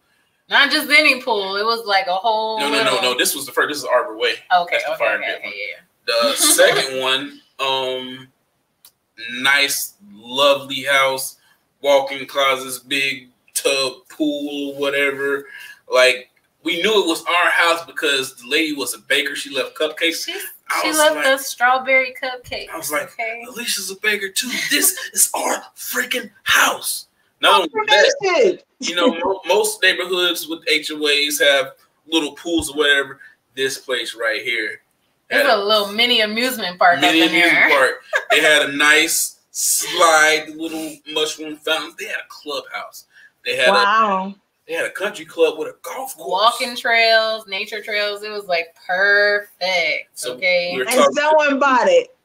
We were talking to the realtor. It was like, hey, we're going to put an offer on the house. He's like, that yes, day. The same day we looked at the house, we put in an offer. Then he called. Was that a Friday or a Saturday? That was on a Saturday. That was on Saturday. Mm-hmm. He called us Sunday. He was like, hey, Joe, somebody put a cash offer. I was like, what's a cash offer? Yep. It's like, they got the house. I was like, so it's like, what's that mean? It's like, they had all the money to buy the house. I was like, so we were down in the dumps. He kept sending us houses. We were like, nope. And this actual neighborhood we had already been to, but for some reason, this house wasn't on the market the first time we went. Mm-hmm. So the next time we came through, was like, okay, we're looking in Locust Grove or whatever, then Covington. Tell people hey, it is what it is. It is what it is. Edit that out. So, whatever, they don't know exactly where it's. So we came down here, and like when we saw the house, it was like, okay, this works. And I didn't feel like driving to Covington on that Saturday. So it's like, you know what, let's put an offer in the house. So we put it in, and I was like, you know what, we're just going to chill because you don't know what people are going to do. And then the offer was accepted. So that was the good thing. But we weren't in the clear just yet. So, when we bought a house, Homes for Heroes or whatever, no down payment, everything was cool. Everything was good. And so I don't know if you've ever bought a house before, but what's the most stressful? I think you said you've been in law school before, right? You've done dissertations. I don't know how stressful that is, but buying a house is more stressful. Trust me. Well, I can tell you that I've gone house shopping when I was in Metro Atlanta 4 times, and each time I dissolved in tears. It was really stressful. And I never bought. Like, I kept being afraid to buy in the wrong area or have an issue of selling. I mean, I lived in Dallas, Georgia, Acworth. I was looking in Rome, Georgia. Like, I was like, am I going to live here enough to justify this purchase? Yeah. And so I was stressed out. Like, I got to get a house. I'm wasting money. And so one of the blessings of moving down back to Florida, I ended up buying a fixer-upper. So I have no mortgage, and I love my little bungalow. And my eyes on a beach house or, you know, a more substantial house. But as a single... We're coming to visit after COVID. Huh? We're coming to visit after COVID. Yes. I have a little bungalow. It's just me. You know, I don't know how many... I bought the 2 houses by me and knocked them down because I thought they were ugly and I didn't like them. So, I mean, they were little shacks of houses. I live in the country, guys. So it's way more affordable something. But I'm like, Lord, I don't have a mortgage. I thank you for that. And I was looking at in Atlanta because of, especially during the housing boom, I was looking at 4 or 5 bedroom houses in the middle of an hour away from Atlanta for a single woman. I'm like, oh, so I'm sitting in a big old empty house saying, oh, I got a big house. Like, for me, it wasn't worth it. Yeah. So I know you but said I want to hear how full circle, what made the whole property purchase or home purchase what made it a full circumstance that now instead of 2 income couple, you are a consistently 1 income, not because your bakery business about to blow up again. Yes, come back. What made the fact that you went from 2-person income to 1? What, if anything, did that impact when it came to you getting this home? So buying a house, they want to know everything about your money. Everything. I'm talking about. So God stopped student loans. Praise God. That's another thing with the CARES Act. It's like, hey man, I can't give y'all $700 a month for this mess. No, it's not gonna work. So wasn't paying that.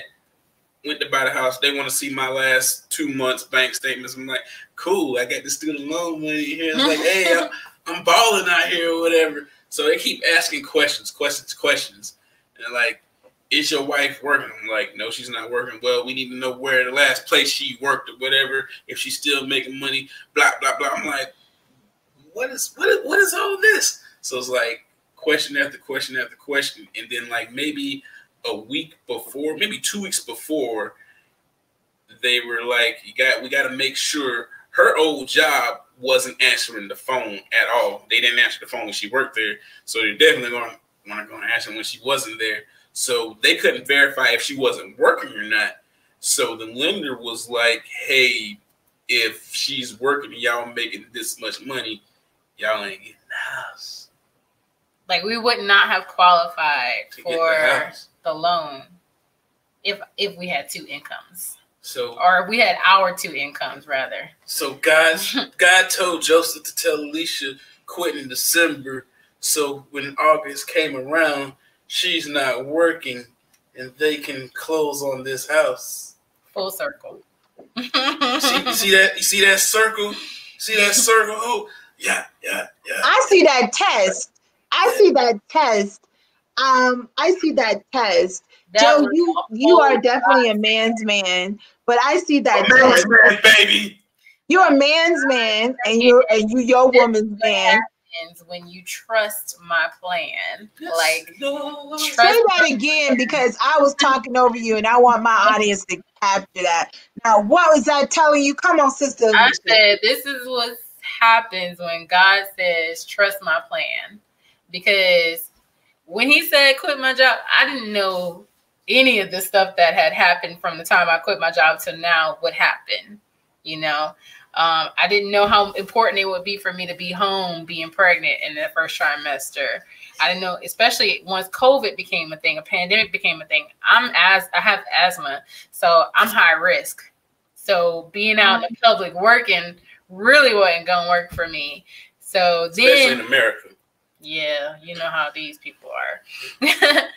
Then I didn't know that me not having a job played a part into us moving into this next step of being homeowners. It's a great house. So full circle, so many things. It's like, okay, God, we see you. We see you. We see you, God. Thank you, God. And I do want to say, like, I just do want to say that although we, from the time we've met, have had such a great relationship with each other, we have fun together. You know, we actually enjoy each other's company, you know, but since we started attending church together, and not just attending church together, but like we pray together, we read Bible together, we make God an integral part of our relationship. It's like a braid. It's like God, me, and her. Like, you know, that three-cord string. That's right. Yes. So it's just been that much better. Like that much better. I can't put it any other way, that everything that we have gone through, everything that has been given to us that would not have been possible, if we weren't in alignment with God's plan. That is so wonderful. And I love it because you're like, we see God. You see that God was bringing you together, but some of that things you see is all hindsight, how he worked it out for his good. But you trusted God. You trusted God. He trusted God, even though I keep joking about it being tender, when he's like, Lord, on my knees, God, let her be who she needs to be, whoever she is, praying for his future spouse. And God saw you when you said, God, let him show me a commitment to church and learning about God. And then it was like, God, get me off this job, but I don't even know what I'm praying for. And Joe's like, I got you. And then y'all didn't know that a pandemic was about to mess up wedding plans. What? So the fact that you already were married also would probably, although God knows you were disappointed, but you would have been way more disappointed if you did not go through this world in the last few months without him as your husband. And then you already mentioned it, right? You got pregnant and now you're not in a stressful working situation. And because you have more time, you can be there staying up, waiting for your loved one coming in from out of hell and give him peace. And it protected you from being subject to the coronavirus. And I'm just like, wow, Lord, if we do trust you, even when we don't know what you're doing, when we don't know what you're doing, we can pass that test. We can pass that test. I first thought at the beginning that extraordinary love was a description about you all's love with each other, which I do think you are extraordinary. But the more I think about it, this is about God's extraordinary love for you. Absolutely. Because this is what they say, favor ain't fair. Because we have done nothing to deserve the amount of favor that God has shown us. It's like, bam, bam, bam. You got married, you got a baby, you got a house, you got a car paid off, another people. And I can't help but to think that it was probably from the prayers of your families before you guys even got together, but that this act of preparing what it took internally, spiritually, to be ready for each other, even though you've known each other, lived with each other, whatever. Sorry, pregnancy brain, so I got to say this before I forget it. What'd you just say? Oh, go ahead. Pregnancy brain, so I got to say it before I forget it. But like another thing about the preparation, okay, so I don't think we mentioned this, but like apparently in 2017, we actually in 2017 we matched on Tinder, but apparently we didn't make the connection, that we did in 2018. But how'd you guys know that? Because you can go back and look at like your past conversations. We were deleting our Tinders, and I was like, let me see like who I matched with before, whatever. And I looked, I was like, wait a minute. And then I read our conversation. I'm the type of person, like, if I'm communicating with you via text or on the phone, like, it's like tennis. If you don't hit the ball back, I'm going to stop playing. And so she didn't want to play tennis with me in 2017. He didn't like my response. She didn't want to play tennis with me in 2017. But she came back around. Why that was so important. Okay. In 2017, I was going through therapy. And I had some work to do in therapy, okay? The work that I was doing then, if I had not done that work, we would not be where we are. It just wouldn't have been possible. I wasn't in a place emotionally or mentally to be able to have the type of relationship that I do with my husband. So. In 2017, I was playing around, but I got my mind right, I came around, started praying. Yeah. Sliding doors, guys, sliding doors. Yeah. And two people who are not ready could become a wrong couple. But Yes. two people who already I'm sorry, that's what it was. Right people at the wrong time is a wrong couple. Wrong people at the right time is a wrong couple. Right people at the right time is the right couple. And God knew. And I think it's funny that y'all didn't even remember that y'all had a conversation or that y'all swiped at each other, because God does it. Let me tell you, you guys, I mentioned that every couple I've interviewed this week met online, and I didn't know that. And they all have a very different, huh? That's a sign. I feel like throwing a tantrum right now, but I have to tell you, I almost feel like stopping and starting this over and let's talk about online dating just real quick. And so what I may do, because I have a few more minutes, I hope you guys can give me a few more minutes.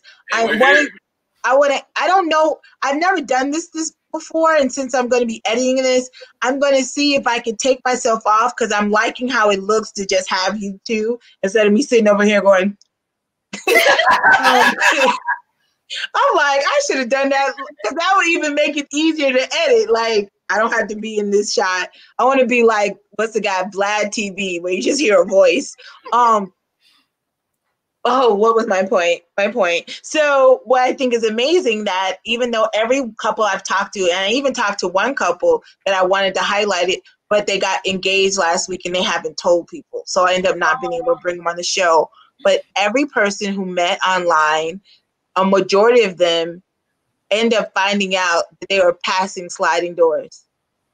One, they went to high school in the same little town, went to different high schools, graduated the same year. His favorite restaurant was Pizza Hut, and she was a waitress there.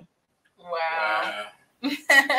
So how many times did they see each other or in the same proximity? Then another person, the couple I can't talk too much about, they just recently got engaged. They saw each other 2 years ago on a total different situation.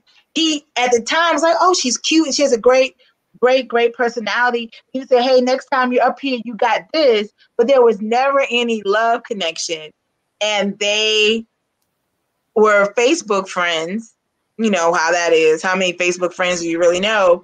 And he commented on the same comment, and they started doing that little one thread by each other, and then they like start inboxing, and they finding DMs, and it was like, listen, we need to talk. Well, you need to ask me for my number in English and something else. Like, I ain't going to go there. You like, I just think it's so funny, and like, it was like, first conversations happen every day, and now they're getting married. All of this happened during coronavirus. So why do I say that? I am convinced more than ever, and especially after hearing you guys' love story on an unconventionally app like Tinder for me, where you can find serious people who want relationships, that prayer is the key, regardless if you're praying and you meet someone at a convention or you meet someone in your hometown or at your children's school. You got to be prayerful regardless of how you meet them, right? You got to be prayerful. But also, it's amazing to me how many people still, they were a sliding door. And it wasn't about the fact that the person wasn't there or out there. They just wasn't ready.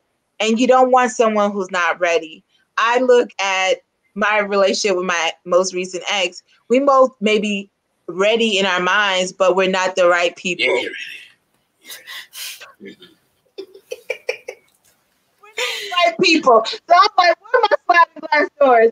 And I'm also laughing because one of the last couples I talked to, I'm like, y'all made me want to go back to all my unanswered DMs and say, hey. I'm like, wait a minute, is this person from the United States? Like, I have all these kind of things because I've never used Instagram or Facebook for connecting to people who may have a romantic interest. I have tried the whole dating online thing. It's been some years. And I can say my experience, I would say on the whole, was positive. However, It didn't result into marriage, but I did notice that there were certain dating sites that more likely gave me people who were serious about relationships. And for me, that was eHarmony, okay? Because if you had to go through them questions and pay that money, they probably are not just looking for a booty call. But I'm more and more encouraged that there are other sites out there that may not. So this is the part I want to do a few more minutes. I know I have like another Zoom meeting at 8:30. I'm so sick of Zoom. But I just want to ask, and let me remove myself real quick. Tell me if you hear me. Uh-oh. I hear you. Wait, do I hear you now? Do you hear her? I don't hear her. No, we can't hear you. Oh, wow. Now you're there. You need to be in the picture with us. That's I bet there's a way for me to do it, but I don't have time. So let me just do it now. So it's within the same gear, but I'm going to take this extraordinary love tested off. Or maybe I'll keep it on. Love in time of Corona. So, nope, you're not. You are newlyweds, but. Are we still newlyweds? Technically, yeah. It looked good the first year. Come on now. Y'all just had the quick course, though. Y'all just took it all the way. Speed on. Accelerated learning. Was that the good? Okay. Yeah. Okay. As you guys look back on dating online, we already had Mr. Sneed share that, he's been, at that for a while. I was wondering, Alicia, what was your experience? I was so on and off with it. Like, She has 2 Tinders.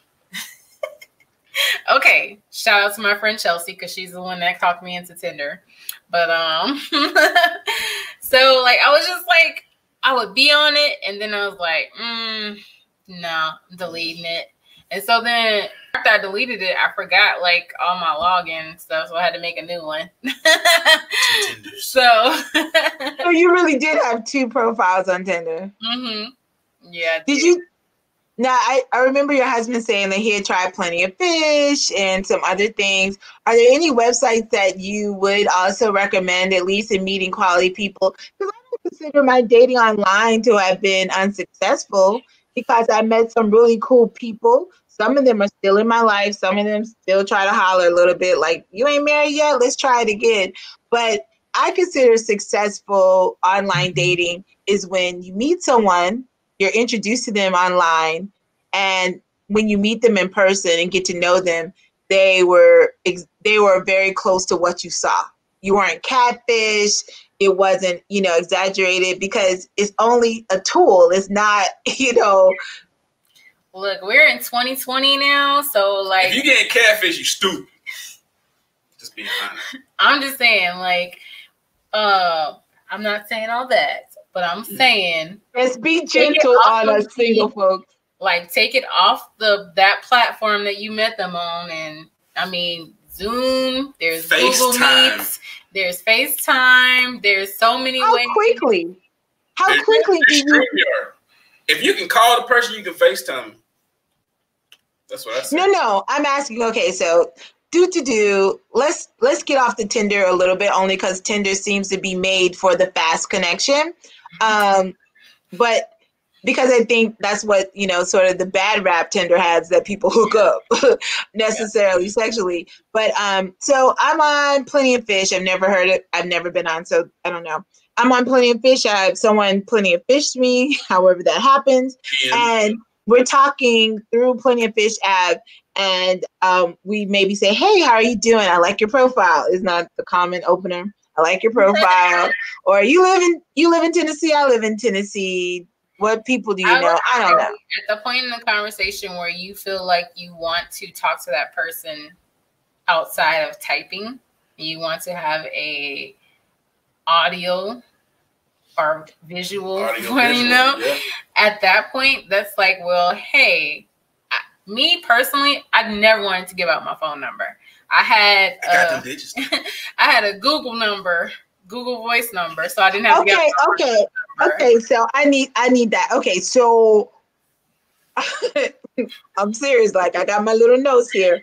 So it's a good idea to have a Google number. Google Voice. So Google Voice, so that you're not giving somebody like your personal information really quickly.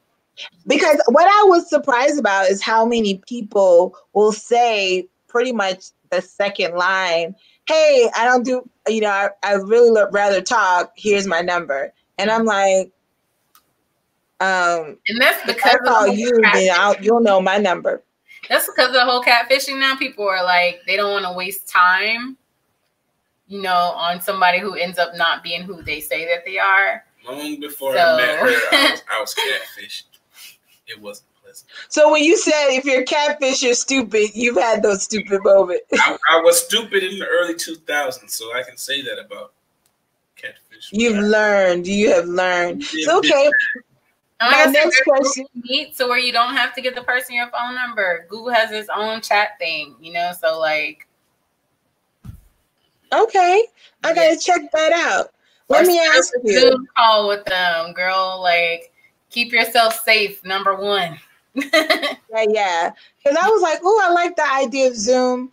Let me ask you, how do you take it, or what was your experience? Okay, so now you pass, maybe you have given a number, you've given some opportunity where the person could at least text or hear your voice. I don't know why I feel weird in close in time when I'm asked for a picture, especially if I've already provided more than one picture on where you met me. And it's just like, I don't know why I feel weird, because of course, if I saw you in person and you came up to me and started, asking would I like to have coffee or get to know you, I'm looking at you taking all kind of pictures in my head. But it's like, and I'm not even saying a suggestive picture, but it's like, hey, would you send me a picture? And I'm going, oh God, like I'm starting to feel like. So that picture is for, okay, so I went out on a date. I want to tell my homeboys, my family, like, hey, this could be your potential in-law or whatever. What do you think, family friend? So yeah, that's what that picture is for. I think she's talking about like even before you meet, right? No, she said they had already met or whatever. It's like, what they look like in person. No. This is okay. So we've gotten off the app. Mm-hmm. And we may be talking on the phone, but for me, it's still going to be texting. So we may be off the app, but we're texting. I'm not taking a call. I have done some of those, but because at that point, that person can still be catfished. Your profile pictures could be from somebody else's profile on Facebook. So okay, so I shouldn't feel weirded out by that. It's like they just want to see if you're who they think you are, closer in hand. Okay. Plus, also, it's like you've given the whole world those other pictures. I want something just for me. And I think sometimes I have this, not just me, a lot of women, this extraordinary sense of like justice, like you should love me for me and ain't about the way I look. And the person's like, I've only known you for 5 seconds. But that's how I sort of feel when I'm like, send me a picture.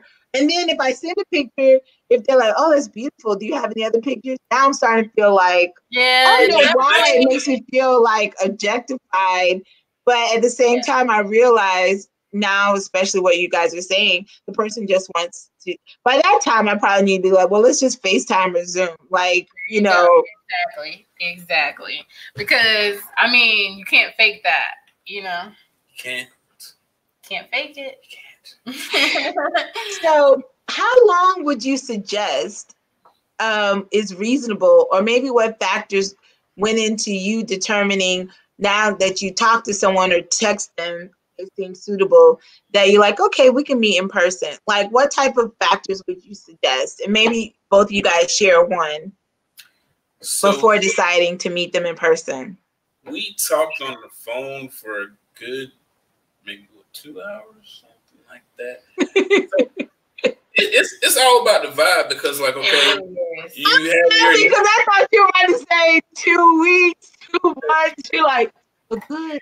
I mean, we chatted for maybe like a week, and then we talked on the phone, and our conversation was like about a 2-hour conversation. But I think we set up the date before we set up the date. I was like, hey, Because like a lot of times, Tinder like, hey, hi, and then it's just random conversation. But I was like, hey, I want to be traditional, take you out on a date. So we had set the date out a couple of days or whatever. I think the first date was March 29th. Mm-hmm. And so, oh, but yeah, we were talking on the phone, like we wanted to get to hear each other's voice before we met in person. So it's like, if that vibe, that's important. Yeah, if the vibe is good on the phone or the FaceTime, then go on a date, public places that are well lit, you know? Yes.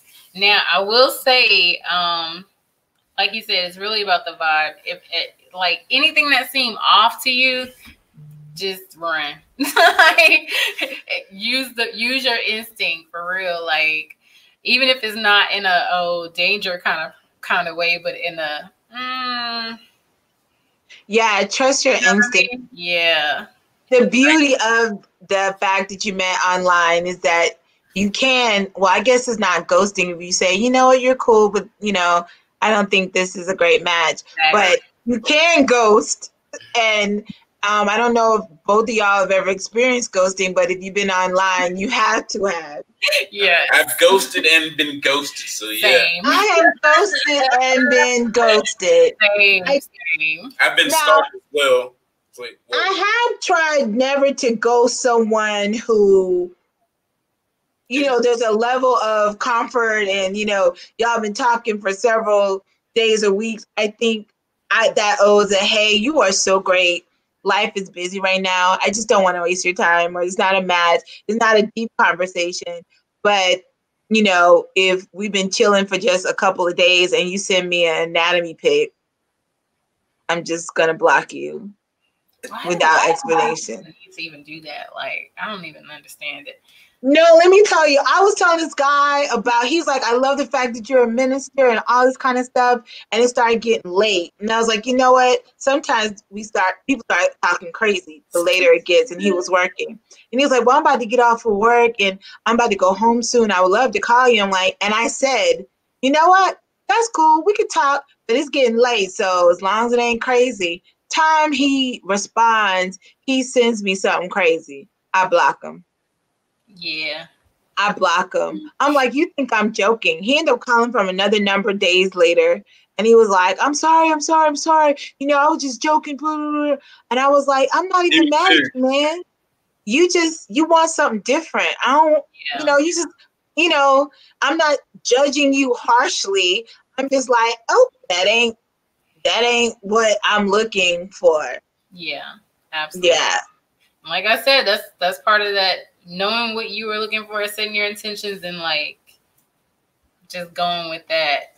You gotta post that in your Tinder profile. Do not send anatomy pics or you'll be blocked. I didn't put that in my Tinder profile, but I did put I was looking for substance.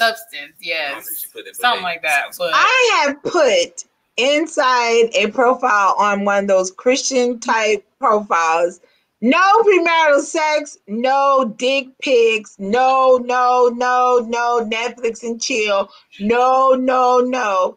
And people don't even read the profile. Apparently, you gotta make that the headline. You gotta make that the headline, like first sentence, okay? No, it's not buried. First sentence. But I was laughing thinking I'm not going to get that many responses when I became an ordained minister. Like the people who are going to respond, like at least they have to understand this is important.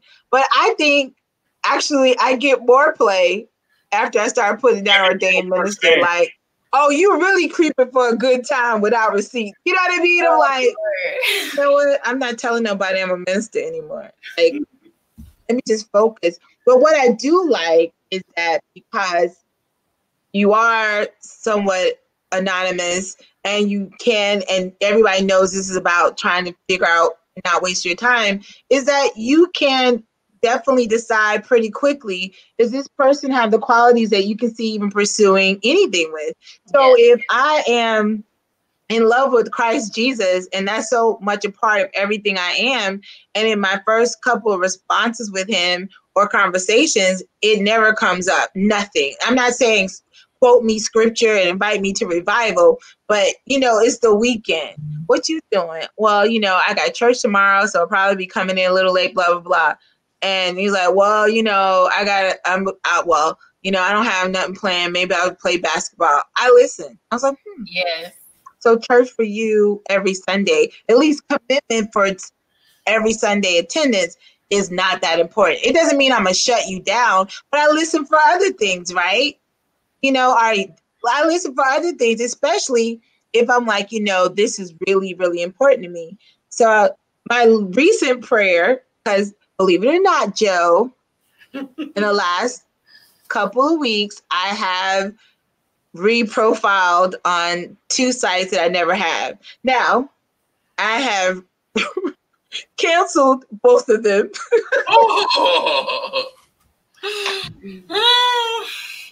One I canceled after 5 days with the cheaper rate before it went in.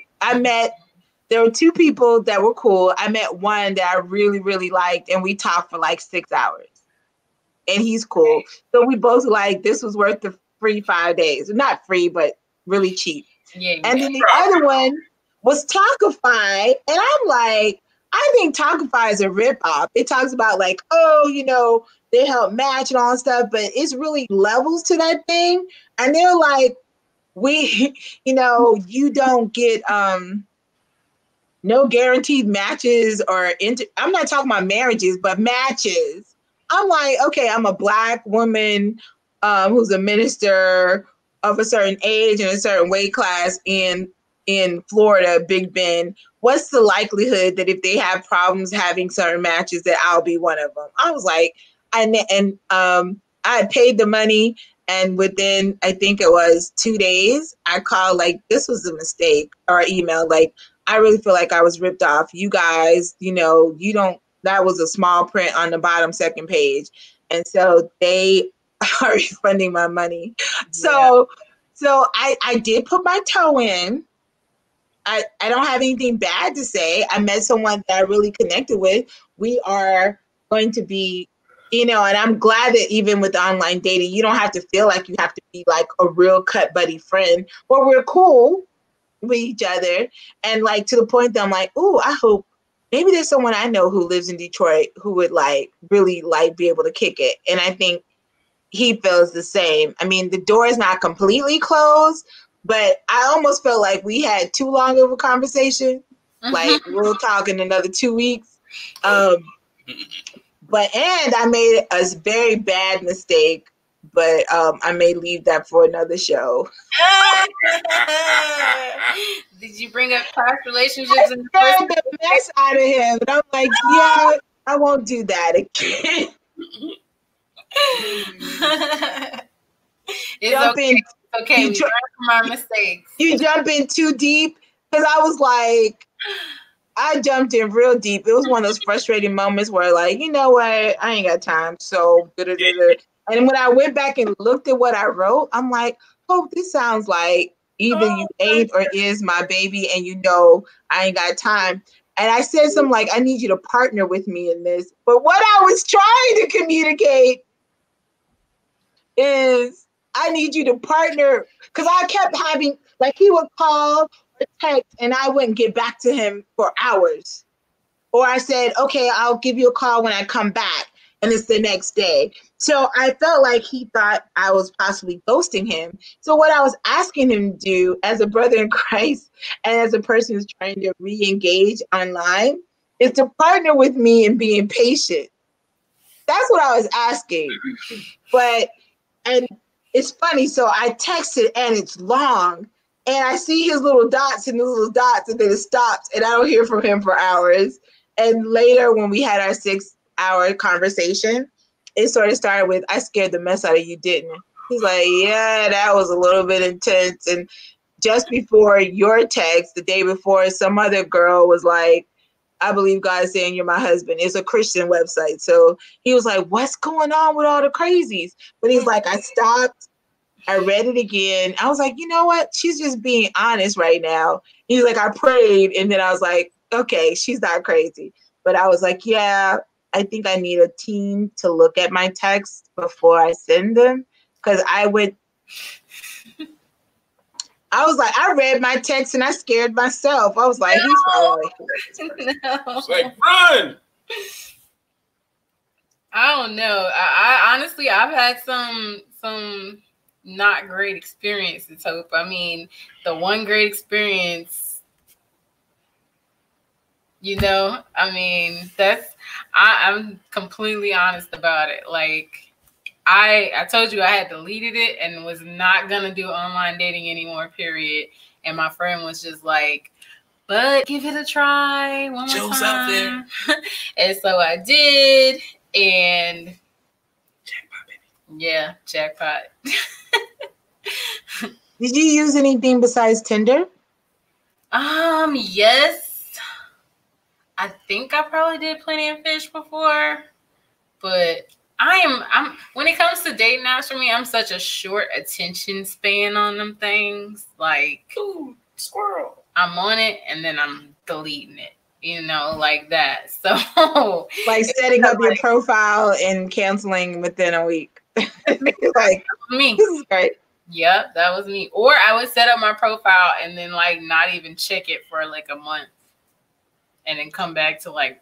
The one thing that gets me about at least my experience in online introductions and dating is that if you're honest, it's really hard. Well, for me, if I'm honest, not that you would be lying, if I'm deep versus just shallow in conversation, it's a lot of energy to give to more than one person. Yeah. There was some years that I was like, you know, I would normally maintain 2 to 3 people, and I'm trying to remember what I said to one, and it's not playing games, but you know, you're trying, and I was like, oh God, and then none of them end up being the one for you, and I'm like, this was a lot of energy. Like, I can't work and do this at the same time.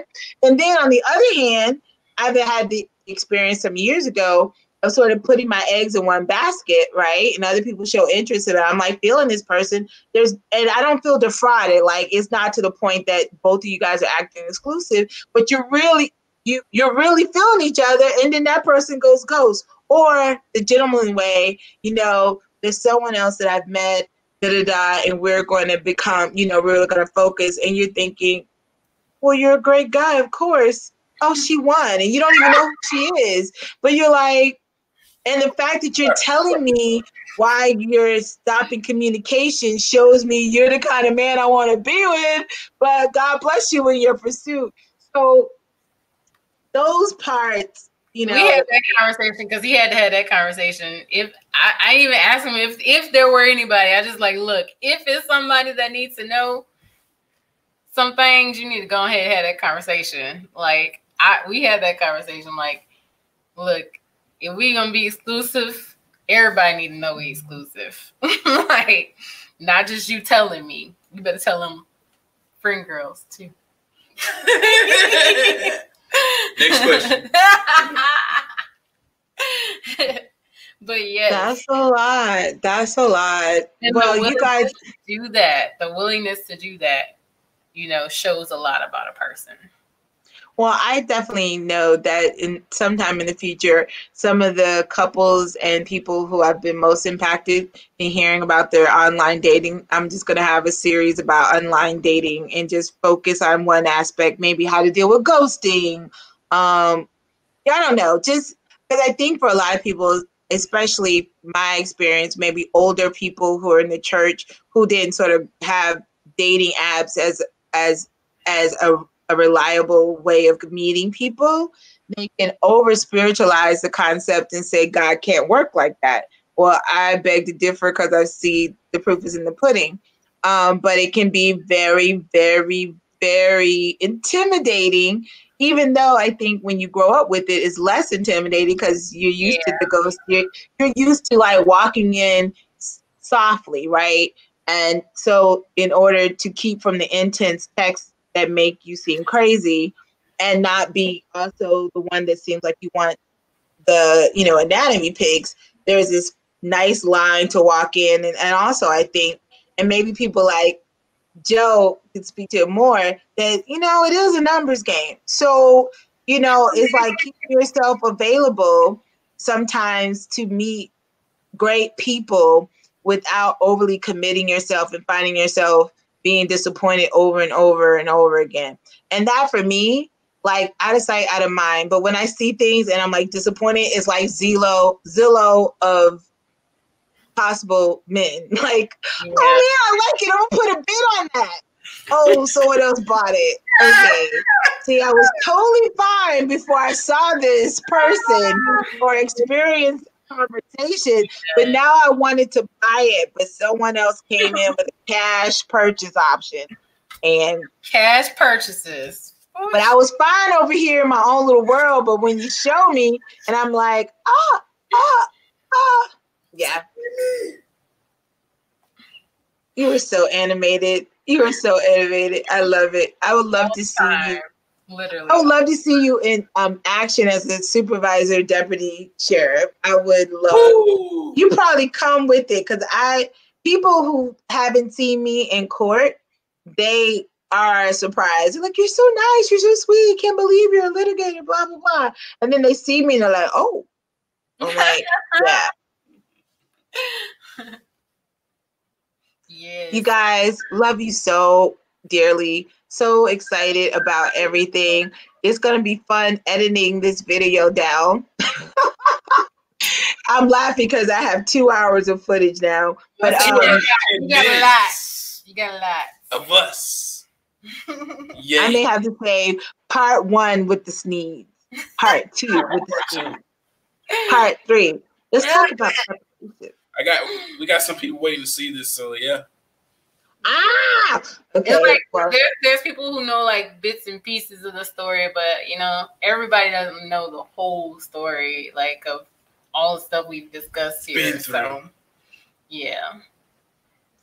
I was excited to do this because somebody need to hear it. Yeah, someone need to be encouraged. And it started off with praying before Tinder. Mm-hmm. I almost want to rename this Pray Before Tinder. No, not, please.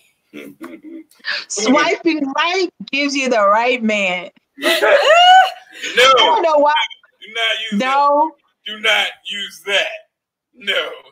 Edit that part out. Tender moments. When tender moments bring you tender moments. Love so tender. Tenderoni. Sweetest little girl.